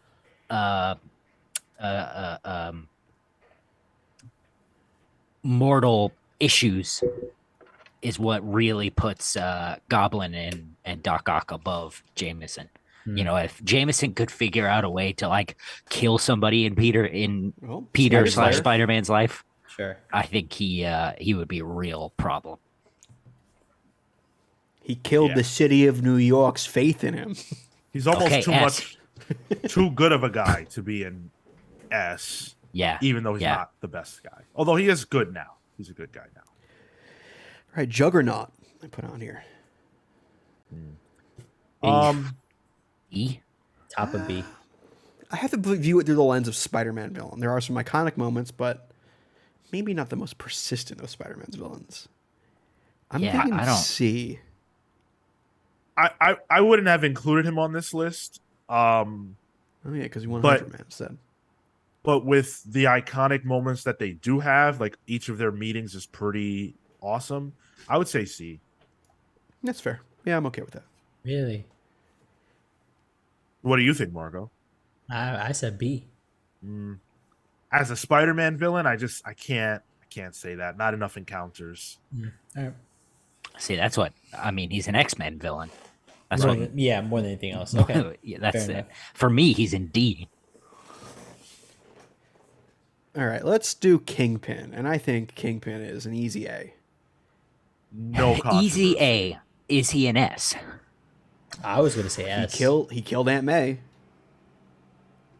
I'm firmly in the camp of there are only 2 S tier Spider-Man villains. Ooh, I disagree on that, but we'll get to it. Interesting. Who in the blue hell have we not talked about that you think is S? And don't tell me Lizard. We'll get to it. We'll get to it. All right. Well, yeah. My feelings are that he's one of the strongest possible A's, but S tier is just it's Now, will we stacked. place him? Will we place him between Jonah? Where does he go in the Jonah scale? I would say let's Yeah. wait on Yeah. that until Alright, the okay. end. Craven the Hunter. A. For Hey. me, he's a B. Yeah, it's kind of a B for me. Craven's Last Hunt. Iconic. Pretty iconic. But that's it. Getting his That's own it. movie soon. He's Oh, got big a fucking lion deal. on his chest. Everybody's got a sick. movie now. I think B. I feel like a lot of the Sinister Six can end up in B rather than I A. think a high B. Well, we'll see how it shakes out, but B- I'd say B is Yeah. acceptable. We'll B- throw it. Yeah. Lizard. A. B. A. I'm thinking A. I want to say A so bad because I love Just- the Lizard. Because Kirk Same. Connors is an iconic Spider-Man character. Yeah. Yeah. But I mean, A. so's Electro. I think But- the effect is the problem. I think the personal relationship he has to Peter is what makes him A. Yeah. Because there is a moral conundrum anytime Peter has to fight him. Where with Electro, he's just like, fuck. Every Electro. panel is a moral conundrum for Peter Parker. Like that's It's not true. But it's not different. Electro's a goon with powers. The Lizard is someone who, Kurt Connors rather, is someone who is an important person in Peter's life, and I think that added element outclasses everybody in B right now. I don't know. I don't think it's that strong. Okay. I agree. I agree that there is that connection, and that'll make him a high B. But again, like what does the lizard do? I mean, he's a mindless lizard. You know, Turns people into lizards. yeah, okay, big deal. So what are we saying? So we got 1 B and 3 A's? Is that? Yeah. All right, let's throw an A for now. We'll see. So where it shakes out. Maybe controversial. Mephisto. But no Hydro Not Man. really a Spider-Man villain, but might have done the most change to Spider-Man's mythos. C. Can I say something here on this? I think Peter screwed Peter. In the way that Brett screwed Bret Hart, I think Peter screwed Peter. I don't think Mephisto deserves the blame for what happened in One More Day. I think Peter asked him to do it, and he did it. I think NA. Mephisto is not a Spider-Man. Interesting. I think Oh. I think I, F. I'm okay with that. Well, I can't rank Mephisto and F in anything. I think he's just too important, especially with a couple of the other ones we're coming up on. I don't think they deserve to be with Mephisto. I'm gonna go with NA. I don't think he's. I mean, I have trouble with that because he did something that affected the thing, Peter's fault or not. But I think because it was Peter's fault, he's a bad Spider-Man villain. As I'm thinking about this, I realize that Doctor Strange was essentially the MCU's Mephisto. Yeah. I don't know. I say F. You want to put him in an A, fine, but I say F. I don't know. Go ahead, Marco, you're the deciding factor here. Put him in NA. I don't All care right. for this. All right, guys. Do you know what time it is? You know what time it is? Yes, Tyler. It's Morbin time. Where does Morbius exist on this list? Well, this was the argument, right? About which is going to be. There's not just two S's, right? Yeah. Yeah, this is where my other S tier was. Morbius, realistically, he's a B, maybe a C. B? D. So for me, there's two S tiers. There's the S tier we have, and then there's the shit tier. And Morbius belongs in the shit tier. The captain of the shit tier. So you want to put him in F? Nah, I'm memeing. I everything related to Morbius is a meme. I would do it for the laugh. But realistically, I would say D. Like Morbius is not really even a villain like that, and Really? Yeah. he was weak. Yeah. Even his origin was weak. If he is a villain, it's of circumstance Right. rather Yeah. than actual intent. Whereas, if I can, Lizard is a villain of circumstance, but he's got a mission and an agenda. Yeah. Whereas Morbius is just like, I want plasma, and no one cares. Put him in the Shadow Realm. What's Well, the lizard's mission and agenda? To Well, turn Lizard always others into makes har- lizards. Yeah, you remember that? Yeah, I was real tempted to put Stegron on this list. Stegron's great. All right. Kale's favorite on this list, Morlun, is next. See, okay. It's such a mixed bag, right? Because he's fought him 2-3 times. And that first one was so good. Morlun was an unstoppable force. But Spider-Verse ruined it. Because he added like all his brothers and sisters. B? I was I think tempted B. to say A. I was gonna say C. If we were doing this in 2008, I would say B. Or maybe even A. Off the strength of how badass he was. And I'm a big fan of, hey, this villain doesn't come around, but when they come around, it's bad. It's bad for the hero. I really like that. So Morland's first appearance, B, A. His history, C for me. I think they did too much to Does that equal out to a B then? I feel like a B is being generous. Okay, let's throw him in B. Like I feel like he's up there with Hobgoblin, you know? Like when I look at that, you know? Whoa. That makes sense to me. Kale said C, right? No, I said B. Oh, okay. Because you said I B said- was I being said- generous. Yeah, I did say B, but it's being generous. Okay. Taking a lot of weight on that Straczynski run. All right, let's go with Mr. Negative next. A more recent addition to this list in comparison to everyone else. I don't know really this one. love Mr. Negative. Me too. I do like Mr. Negative a lot. Star of one of the video games. He's been in pretty much. I think they've alluded to him in the movies too recently. Yes, right? they did. Yeah. Feast No Center Way was a Home. thing. Yep. Yeah. This one's tough. I think he hasn't done quite enough to be in the upper echelon, but certainly enough, even just off the video game, quite frankly, to be a B. To me. I'm thinking C. I think he's up there with Chameleon. You know, like still waiting for his time to shine. Chameleon's time is never coming. No, Chameleon's always going to be a kind of goon. I've Yeah. never heard of this character, so Really? You're an I never heard of it, therefore he doesn't matter. Yeah, hard C. Okay, we'll put him to C. One of my favorites of all time, Mysterio. easy A.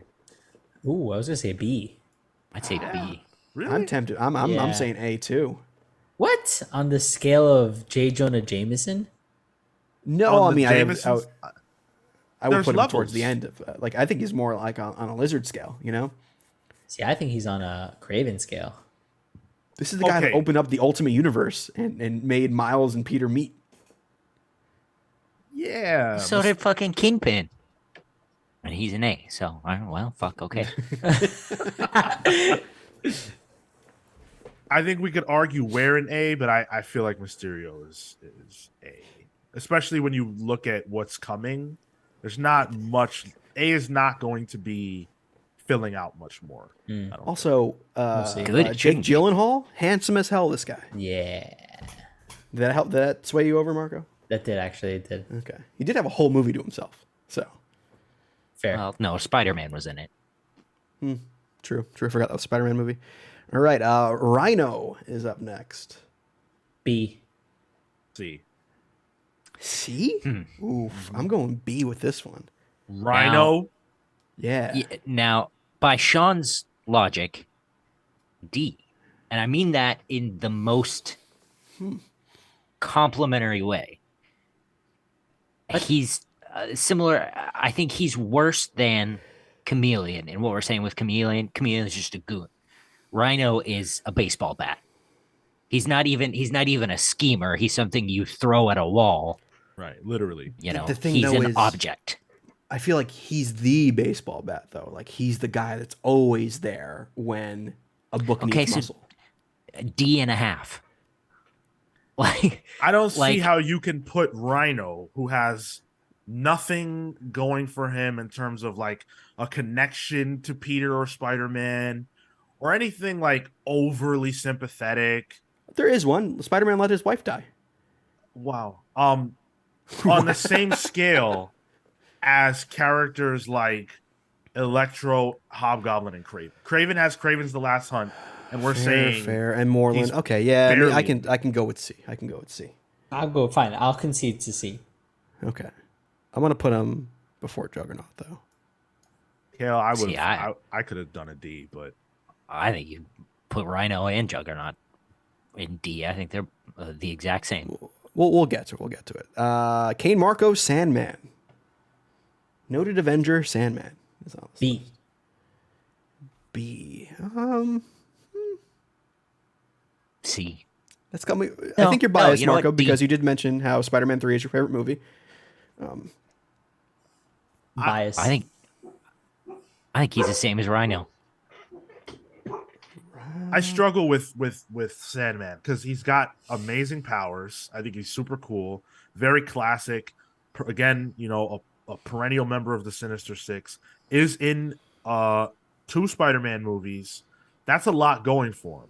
For me, I would say B. Oh, all right. Yeah. I'm with B too.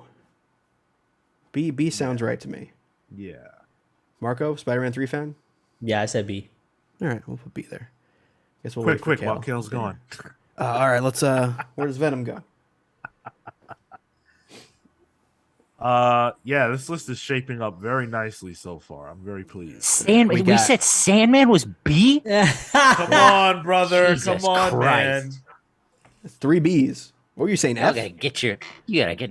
I'm saying fucking D. Not Disrespect Sandman. on my man's name. All right, next up we have Scorpion. Oh, Scorpion's so good. Oh, Scorpion's but he's good, he's a C. He's so Yeah. good, but he's a C. Yeah, I agree. He's like a fan favorite, but like, again, this dude's a meathead. Like, but if you He's cool. factor He's in cool as shit. Yeah. if you factor in his time as Venom, maybe But see, that's Venom. I'm with Kale. Yep, I agree. fair. The symbiote pretty much did control him at that point. That wasn't really him. That was the symbiote. Do you have an opinion? All right. dog See, making I us think weird. that's fair. That's fair. Yeah. Let's see. Oh man, I want a dog so bad. All right. So we have 2 in NA and 1 in F with Shocker. I think if there's going to be one F, it should be Shocker. He's an elite. Shocker result. is a jobber. He is a jobber. He can't do Yeah. anything right. I love But it. he's so iconic. Hell yeah, bro. But I'm not putting him in F because I don't like him. I'm putting him in F because he sucks, but we love him. Yeah, that's kinda what I put Shocker's in the same league as like Crazy Quilt for Batman. Yep. Yeah. But I also think like Boomerang would be higher than him because Boomerang was his leader in Sinister Superior Foes. Yeah. So like this adds up to me. Damn, I was gonna say D. At And also, least. just for the name alone, really gonna call yourself Shocker? Yeah, man, that's a cool mean, name. Listen, it was a different time. All right, so Alistair Smythe is on here. Ooh, I would love to read some books with Alistair Smythe. I know. was I gonna picture him say- from the. Who? He mostly. I think his most prominent stuff was the animated series, but Yeah. Dan Slott did work with him a lot in his run. Did he? A couple of times, yeah. Yeah, Wow. Smythe did show up. It's like during the He- Spider yeah, Slayers he- and stuff. So Yeah, his big deal in the animated series was the Spider Slayers. He was the Kingpin's right hand man. I love Alistair Smythe from the animated series, but I don't think I've ever seen him in a comic book, or maybe I did and I forgot. So, I can't put him higher than a D. I think D is fair. I'd almost say F, but I think the animated series puts him up in D because he's pretty prominent there. And Well, he's and gross as hell. He's got F those is- weird lats. F is the Shocker's territory. Yeah, Yeah, and we're gonna fill out the F tier a little more coming up. So I could say C, but D makes a lot of sense. yeah, I'll go with D. D all the way. Next up, we have the Spot. C. Who? The Spot? You don't know about the Spot? D tier, Spot rules. automatic D tier. I love. You don't know about the main villain of the new Into the Spider-Verse movie? Oh yeah, Yeah. Yep.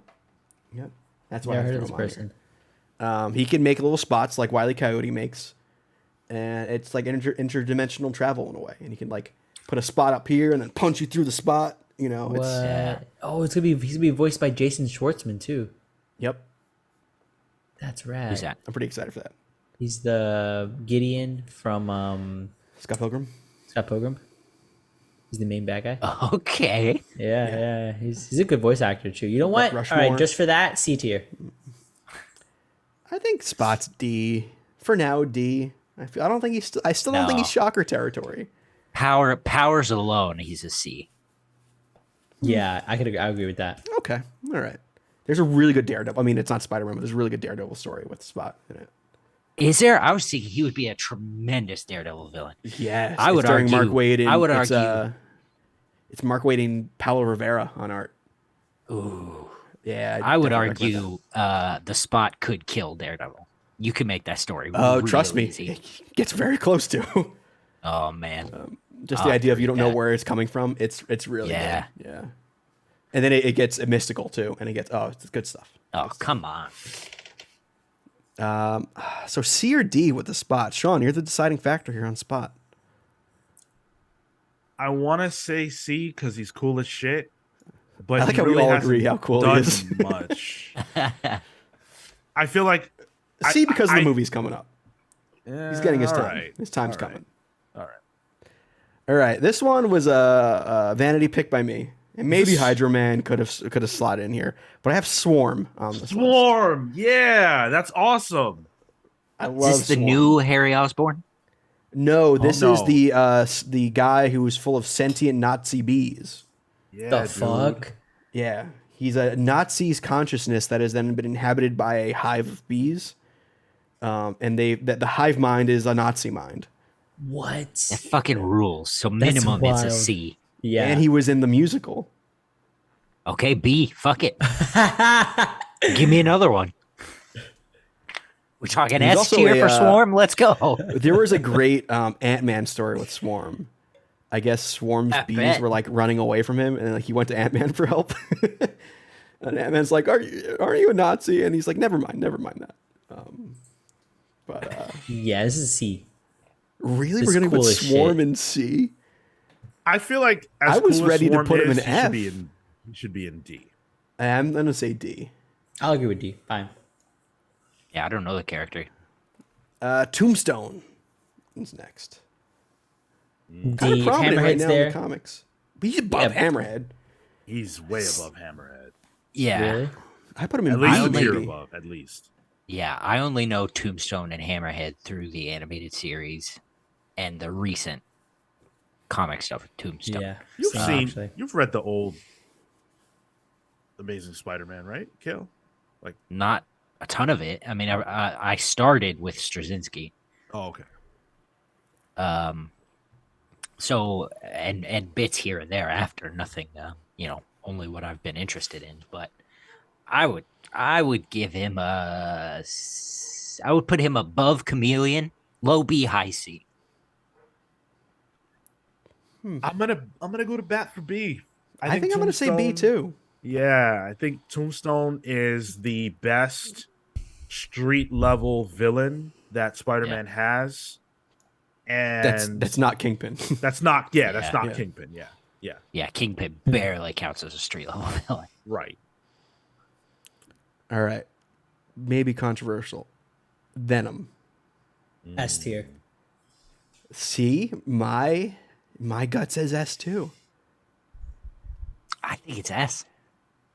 Yes. S. Yes. Let's do Oh, it. We're on okay, agreement wait. on S. Yeah. Hold on a I second. just gonna fucking love Venom. Venom is the best. There was a time in my life, and I might be going back to that, where I felt like Venom was the best You Spider-Man. have time travel? Yeah. I'm working on it, bro. I've been working on it for a long time. Good luck. Venom, to me, other than Green Goblin, I'm sure you guys will disagree with this, had the most impact on Spider-Man of all these people. You're saying more than Doc I Ock. would Yeah. I would say for the time, I think I agree with that. I don't think Doc Ock had real impact until recently. Right. I would say in the. Okay, keep going, Cal. Well, just like the way that what is it, Spider-Man Life Story shook out, how each decade had like its own thing. Like Venom represents his time period. For me, it's like in the text, I feel like Doc Ock has more importance. But if we're looking at it from a general importance standpoint, I would say Venom outshines Doc Ock. I would almost say Venom outshines Green Goblin, and if we're talking, like outside of what happens in the comics. I agree with that. And I would also say of these villains, I think Green Goblin and Venom are the ones that would keep Peter up at night. Yeah, yeah. Because I think he does have faith in Doc Ock to be a good guy too. Like that's. Yeah, I agree with that. You know what? I want to move that. Oh. Yeah, I'm with that. Let's go. Wow. I'm with that. That was the one I Yeah. thought was going to be controversial. I was ready to put Venom in S tier, but I love Venom. Yeah, Alright. Sean, I thought you said there were only two characters that go to S he tier. was Yeah, I was baiting you guys. He was baiting us. Oh, We got debated. son of a bitch. You know, Vulture. Sean, he's a masturbator. That's true. Vulture we got- C. What? Vulture's A, bro. Are you kidding me? We think can't Vulture's play Vulture B. out like that. I think A? B. A, absolutely. The second ever villain, the second ever issue of Amazing Spider-Man. Yeah, absolutely. Oh, what if you put the spider as B? Honestly, I thought about putting the spider on here. I thought about putting Peter Parker Oh, you should put himself on here. Yeah, Peter Parker. I thought about putting put the the fucking- burglar that kills Uncle Ben on here. Yo, he should be Puts- on here. Put I almost fucking put a- Spider-Man's costume, which he fought on here once. I almost put a bone saw on here with Macho Man. He should have been on here. And just quick NAs. You know what? Vulture, I want to say B. I think What? Vulture. Yeah, B's fine. Yeah. I think B is safe. Yeah, B is a safe one. He's so iconic. He was in one of the first Spider-Man done? games. Like, What's he done? He got his AARP card. I got his license revoked. Loves tapioca. I'm a Vulture fan, but I don't see how we could put Vulture on the same tier. He did have his own as- movie, so I think that's what gets him above C. Michael Keaton. Great. That's- The turn with Michael Keaton once you figure out who he is. Great. Oh, Love that bit in that it's movie. good. Although let's be wouldn't know. cautious talking about people getting their own movies, not movies. Excuse me. Because Morbius, you know. Fair. But this is okay. So as a baseline, I feel like this looks pretty good to me. I And I'm agree. just gonna run it through. In S, top of S, Green Goblin, followed by Venom, and then Doc Ock. Are we changing this? Nope. Nope, Like sounds that. good to me. Lock it in. All right. A, top of S, J. Jonah Jameson, Kingpin, Carnage, Lizard, Mysterio. I think the first Move- three are organized correctly. Do you? I was gonna say move Kingpin up. Past Jonah. Yeah, because again, it's that lethality. I think Jonah is, God, that scared the fool out of me. Jonah is persistent, and he's dangerous in his persistence, but he's never done real damage the way some of these guys have. But Jonah on more than- also on- Jonah on also more than- didn't have. Oh, go ahead, Marco. Sorry, on more than one occasion, he's definitely like threatened his life beyond just like being a newspaper, whatever. Like he jumped into the big mechanical suit and That he tried was- to kidnap Aunt May and stuff. Like there are ways that he has actually tried to, whether for the Spider Menace or for publicity, whatever it might be. But he tried. I would keep him at top of A tier. So I- my tr- go ahead. Tried, but not successful. But the attempt was there. I think for story purposes they weren't. Whether or not he commits them is, I don't know, inconsequential for me. I'm gonna make my argument for why Kingpin should be the top of A. J. Jonah Jameson is a disruptor in Peter's life and Spider-Man's life, yes. But Kingpin represents everything that's wrong with New York and why Spider-Man has to exist. Because Kingpin facilitates all the crime that happens. So, to me, even more than a lot of the supervillains, Kingpin has to be stopped because Spider-Man can't be everywhere. But if you take out Kingpin, the dominoes can start to fall, and Spider-Man can actually progress in his mission to save New York from crime. So to me, Kingpin has to be at the top of A. I'd also argue Kingpin has more impact outside of Spider-Man too. Oh yeah, Yeah. I know it's Yeah. a Spider-Man ranking, but in terms of we're gonna be a little nitty-gritty on this, dude just had his own event. You know, he also is the reason why Aunt May, was on life support, and Kingpin and Peter had to make a deal with Mephisto. true. Yeah, I'm okay with top of A.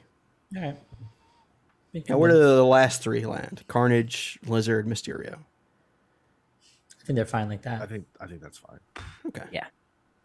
B, we have Electro in the lead here. Hobgoblin, Craven, Moreland, Sandman, Tombstone, Vulture. Vulture top of B. Ugh. I can't move say move Sandman to the end. I'd be okay with that. Any objections there? No. Although I think I might. I don't know. I think I might Yeah, move that's fine, that's Moreland fine. up to the front. No. No? Nah. Craven up to the front. No. Hobgoblin. I fuck I with c- Hobgoblin. I could support Hobgoblin or Craven, Okay. but not Moreland. Craven before put- Electro? Yes. Moreland before Electro as well. I agree with that. You know what? Tombstone before Electro? Yeah. See, I I would put think Tombstone behind Vulture. these Sinister Six goons, to me, They're like- they're just costumes. They're just a weekly guy for Peter to fight. Like, That's why you throw these three right next to each other. You got yeah, Vulture. they Sandman could next be to each other. interchangeable. Okay. In fact, I think most of them kind of were. That's why we had Hydro Man in the Sinister Six, you know? 'Cause Sandman wasn't there at the time. Unless they were together at the same time. Well, that would be tricky for Sandman. They would just be Mudman together. I want to say they were, and then Venom bit them, or Venom bit Sandman, something like that. And How do you bite a guy made out of sand? It was Word. weird. You make How him do you Mudman. How do you bite a water dude? You make him Mudman. Yeah, I think they were muddy together, and then Venom bit them. Some Ooh, weird stuff hello. like that. Hey now. Hey now. All right, so C has Chameleon at the top. I would Who's next to Chameleon? Jackal. And I think the Jackal. fact that you had to say that is why he should be in D. I can't see him. Yeah, that's why. I only know Chameleon is at the front is because we fought about it so hard, but I can't make heads or tails of this picture. Kale, can you pin my Zoom? You might be able to see Yeah. it Oh, better. my man. You're up. Oh, I'm pinned. Okay. All right. Yeah. Oh, yeah. What I did was I full screened the stream. Yeah, I guess I could do that. Makes sense. Uh, No, that still doesn't help. I don't know. C is kind of weird because I don't really feel like going to bat for anybody here. I do want to drop Juggernaut down. Yeah, I think so. He doesn't seem right with everyone else here. I agree with that. Like Rhino does his job better for Spider-Man, and he's not as cool as a Spot. So It's unfortunate because I actually think that other than Jackal, Juggernaut has had more iconic encounters Than but Scorpion? far less than who? more encounters than Scorpion. Iconic ones, yeah. Dude, the iconic what was it? The PlayStation Spider-Man game, the Scorpion level, iconic in and of itself. What are you talking about? See, Love I think the Scorpion's another Sinister Six jobber. Oh, so he goes up to B. No, I would say yes. lucky to keep him in C. Frankly, I feel like he's a Sinister Six reserve. yeah. You know, I'll align with the drop of Juggernaut. See, I think we need to raise Jackal because, like it or not, the clone stuff and above Electro. no, sorry, to the high C. Oh, Not, okay, okay. Not another level. I'm not Yeah, insane. he's done more than Chameleon. Yeah. But is And I it would- good? He's done it, but is it good? That's my Yes. thing. I You think so. the I mean- Clone Saga's good? Well, that's not what I'm saying. It introduced Ben However- Reilly, Kane. Kane was almost on this list too. It's horrendous. However, it's important. Because if it was good, he would be higher than C. Sure. But I think its impact has been massive. I'm with you. All In right. fact, I would also maybe move Mr. Negative above Rhino, Yeah. I'm okay with that. and then Scorpion after Rhino, and Spot just is there as a love letter to Spot. I think Scorpion's above Rhino. I think so too. Okay, I'm cool with that. See, I have no yeah, argument there. you move Juggernaut. I still say move Rhino down. I think Rhino does what Juggernaut does better for Spider-Man more often. Yeah, agreed. Yeah. All right. That makes sense. All right, D, we got Boomerang, Hammerhead, Morbius, Alistair Smythe, Swarm, and Juggernaut. See, I think Boomerang should be C. You think Boomerang gets a? I mean, put him right before Spot. Does that smell right? I don't see how. Boomerang on the same level as Scorpion. Yes, I Yeah. would agree with that. Yeah. Boomerang on the same level as Chameleon Yes, and Jackal. Lower. dude, he outsmarted the Chameleon in Superior Foes. That's not hard to do. I Well, guess so. Yeah. Then he should be higher. I also have. I'm I literally feel like looking there's at- there's a bias at play with this Boomerang guy. There's no bias. Oh yeah, at you, play you're with one to this talk. Boomerang guy. You're one to talk, Hydro Man. He's not even on the list, and I run the show. Come on now. I have no Oh, bias yeah, that's not towards bias at all. Boomerang at all. No. It's not like I have a Steve Lieber Boomerang sketch. Oh, is that looking what at that me is? every day. Yeah. Great Lieber's job. so good. I'm not gonna fight it. Yeah, put him above Spot. Sure. He gets the top spot there. F tier is the Shocker tier, and then NA is Black Cat and Mephisto. I got the Shocker tier. I makes wish I could sense. rename this now. Oh, I can? Shocker tier. Shocker. Shocker tier is F tier. Yeah. Love it. And that's our official Spider-Man rank. Now, I can definitely see some pushback on some of these slots. I can see how people could be questioning some of this. But you know what? It's our list. Yeah, fuck you guys. Whoa. Well, I'll share this template too, so you guys can give us your own definitive lists here. I Yeah. wanted to throw out there if there's some omissions you guys are feeling about. I know Hydra Man, hot button issue here. Scream almost made the list. Oh, Really? Shriek. Shriek almost made the list too. Yeah. Punisher. Kefis had said Punisher, which I thought was a pretty good call out. Yeah, maybe. Stegron was also a thought I had. Random. Wait, what about the Carnage babies or whatever? There's Nah, too many. they're- That's the problem. Once I they're started getting into the Carnage symbiotes, babies. it's like Phage, Toxin, Lasher. Yeah. Agony. I made that up.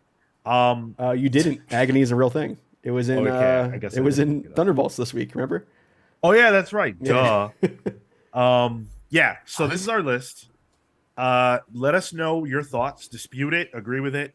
Wherever you land, share that with us. We like doing these. So if this is something that you enjoyed listening to, let us know because we're down to do more. We have one for Batman's Rogues, and we did MCU movies. So this is, I think, our third one. I have a proposition, and it's a doozy. Okay. Every Avengers member. No. No. That's the whole episode. Top 30 X-Men. Stingray, B tier. Marco, I like that. Top X-Men? 30 X-Men. Yeah. Jean It's gonna Grey. be hard F making tier. that list. Jean Grey. Shocker tier. Wow, that's my last day on the podcast. That could be fun. So next week, the 9/11 episode, the Comics Pals folds, It's only just me and Sean. just next like week, the too. Twin Towers. Oh my no. God, that's right. It's Saying just that- Tyler and I next week. Yeah. Nice. Yeah, you say that from the UK. Not to us three New Yorkers. Come on. I won't tell who Yorkers. Spider-Man is. Thank you, Catherine. Appreciate that you enjoy it. Yeah, we'll do them. We'll continue to do them. Shoot, we could have probably done one on like Spider-Man's supporting characters. Like it like Yeah. he has so many. Betty Spider-Man's a Brand. rich Betty character. Brand, A tier. Betty Brant, S tier, dog. I might agree. Black Cat? NA. She's a villain. Let us know your thoughts. There are plenty of ways you can reach out to us. All our social medias, you can leave us a comment there. Check out our TikTok. Tyler's been doing some pretty cool stuff there. TikTok Tyler. Say that 5 times fast. No, thanks. All right. Watch this show live at twitch.tv/The Comics Pals every single Saturday at 10:15 a.m. Eastern. Thursdays at 6 p.m. Eastern for Pals Pulls. Share your pick, what you think we should review in any way. Leave us a comment anywhere. We'll read it. And if we choose your book, we'll read it on the air and review it. Patreon.com/The Comics Pals. $3 a month gets you access to our newsletter. And you can peruse and see what else we have going on over there. There's a lot of cool stuff there. And frankly, a lot of the people that comment on this show are supporters over there. So thank you to those of you who are over there. It means a lot. We appreciate it. Batman White Knight and Curse of the White Knight is our next book club out on Tuesday. Go check that out. Run those numbers up. Read the book if you haven't. It's not long. You can read it, and you'll have enough time to hear our thoughts on that. and join our Discord server. Come hang out with us over on Discord. We're always having fun time over here. That's where I learned about Tamalegate. So, good stuff over there. Great memes too. We got some good memes. Plugs, Kale. Thank you so much for tuning into this episode of the Comics Pals. You can find me on Twitter and Instagram at Toto in Tow. That's TOTOINTOW. You can find my work at kaleward.com. That's CALEWARD.com. There's some stuff coming, hopefully. I want to shout out Quentin Reviews. He just put out the Salmon Cat 5-hour review special. Which is like the end of his whole Nickelodeon universe saga. The feet verse. This is this is the one that had that feet thing, right? The one. This is a lot more. He just went into the I did the first hour today, and he did a look at the unreleased script for the Gibby spinoff that was supposed to happen off iCarly. Oh, what? And let me tell you, if you've heard anything about the behind the scenes scandals of the Nickelodeon teen sitcoms, you can see all of it in this script. It's I gotta watch this now. I think you'll like it a lot, Tyler. Oh, that's my type of stuff. I like that. I love that type of shit. Yeah. Quentin Reviews. The YouTube stuff. Yeah. Let's be clear here. Although I was a big iCarly guy. Zoe 101. Listen, it's good, man. Yeah. What was her name from Zoe 101? The real mean one. I didn't watch that one. I don't know, man. I haven't seen any of this. Not one. Really affected me. You might enjoy these reviews because he does go into like the state of Nickelodeon and the behind the scenes stuff of all of it. Yeah. I fully intend to look it up. His victorious ones though, he did a 5-hour and then an 8-hour video for them. Holy shit. If you got the time, I mean I would recommend it, but like it's a commitment. I like watching YouTube videos about things I don't know about if it's made in this exact way you're talking about. Yeah, I think you'll love this guy then. He's great. Tune in. Marco. You can find me at Mr. Marco Animoto on Instagram and Twitter. I'm like 15 episodes away from finishing Fullmetal Alchemist Brotherhood. It has been phenomenal. I did not realize how different it is from the original FMA. And so this watch through has been an eye-opener. Great stuff. Highly recommend. It's one of the best animes I think that has been produced. And then Game of Thrones. I'm excited for that to be back. It's different, but I like it. Game of Thrones is not back. All right, fine. House of the Dragon. I'm back in the world. Okay. Westeros. Tyler? You can follow me at the Tyler Olson on Instagram and Twitter. What have I been up to lately? A whole bunch of nothing. Big wrestling week. I'll be watching a lot of wrestling this weekend. If you guys want to talk about that, feel free. Or if you want to play Fortnite, I was playing some of that the other day. There was a free death drop emote that got introduced. It's essentially a thing they do in drag or voguing, where you just drop fully. But it's funny when I have Deathstroke do it. What does that mean? What does drop fully mean? Like the whole, you literally, it's called a death drop. So you fall down, like almost like flat on the floor, but like you turn your leg so you do it. It's hard as hell to do. Have you ever watch a drag queen lip sync battle? No.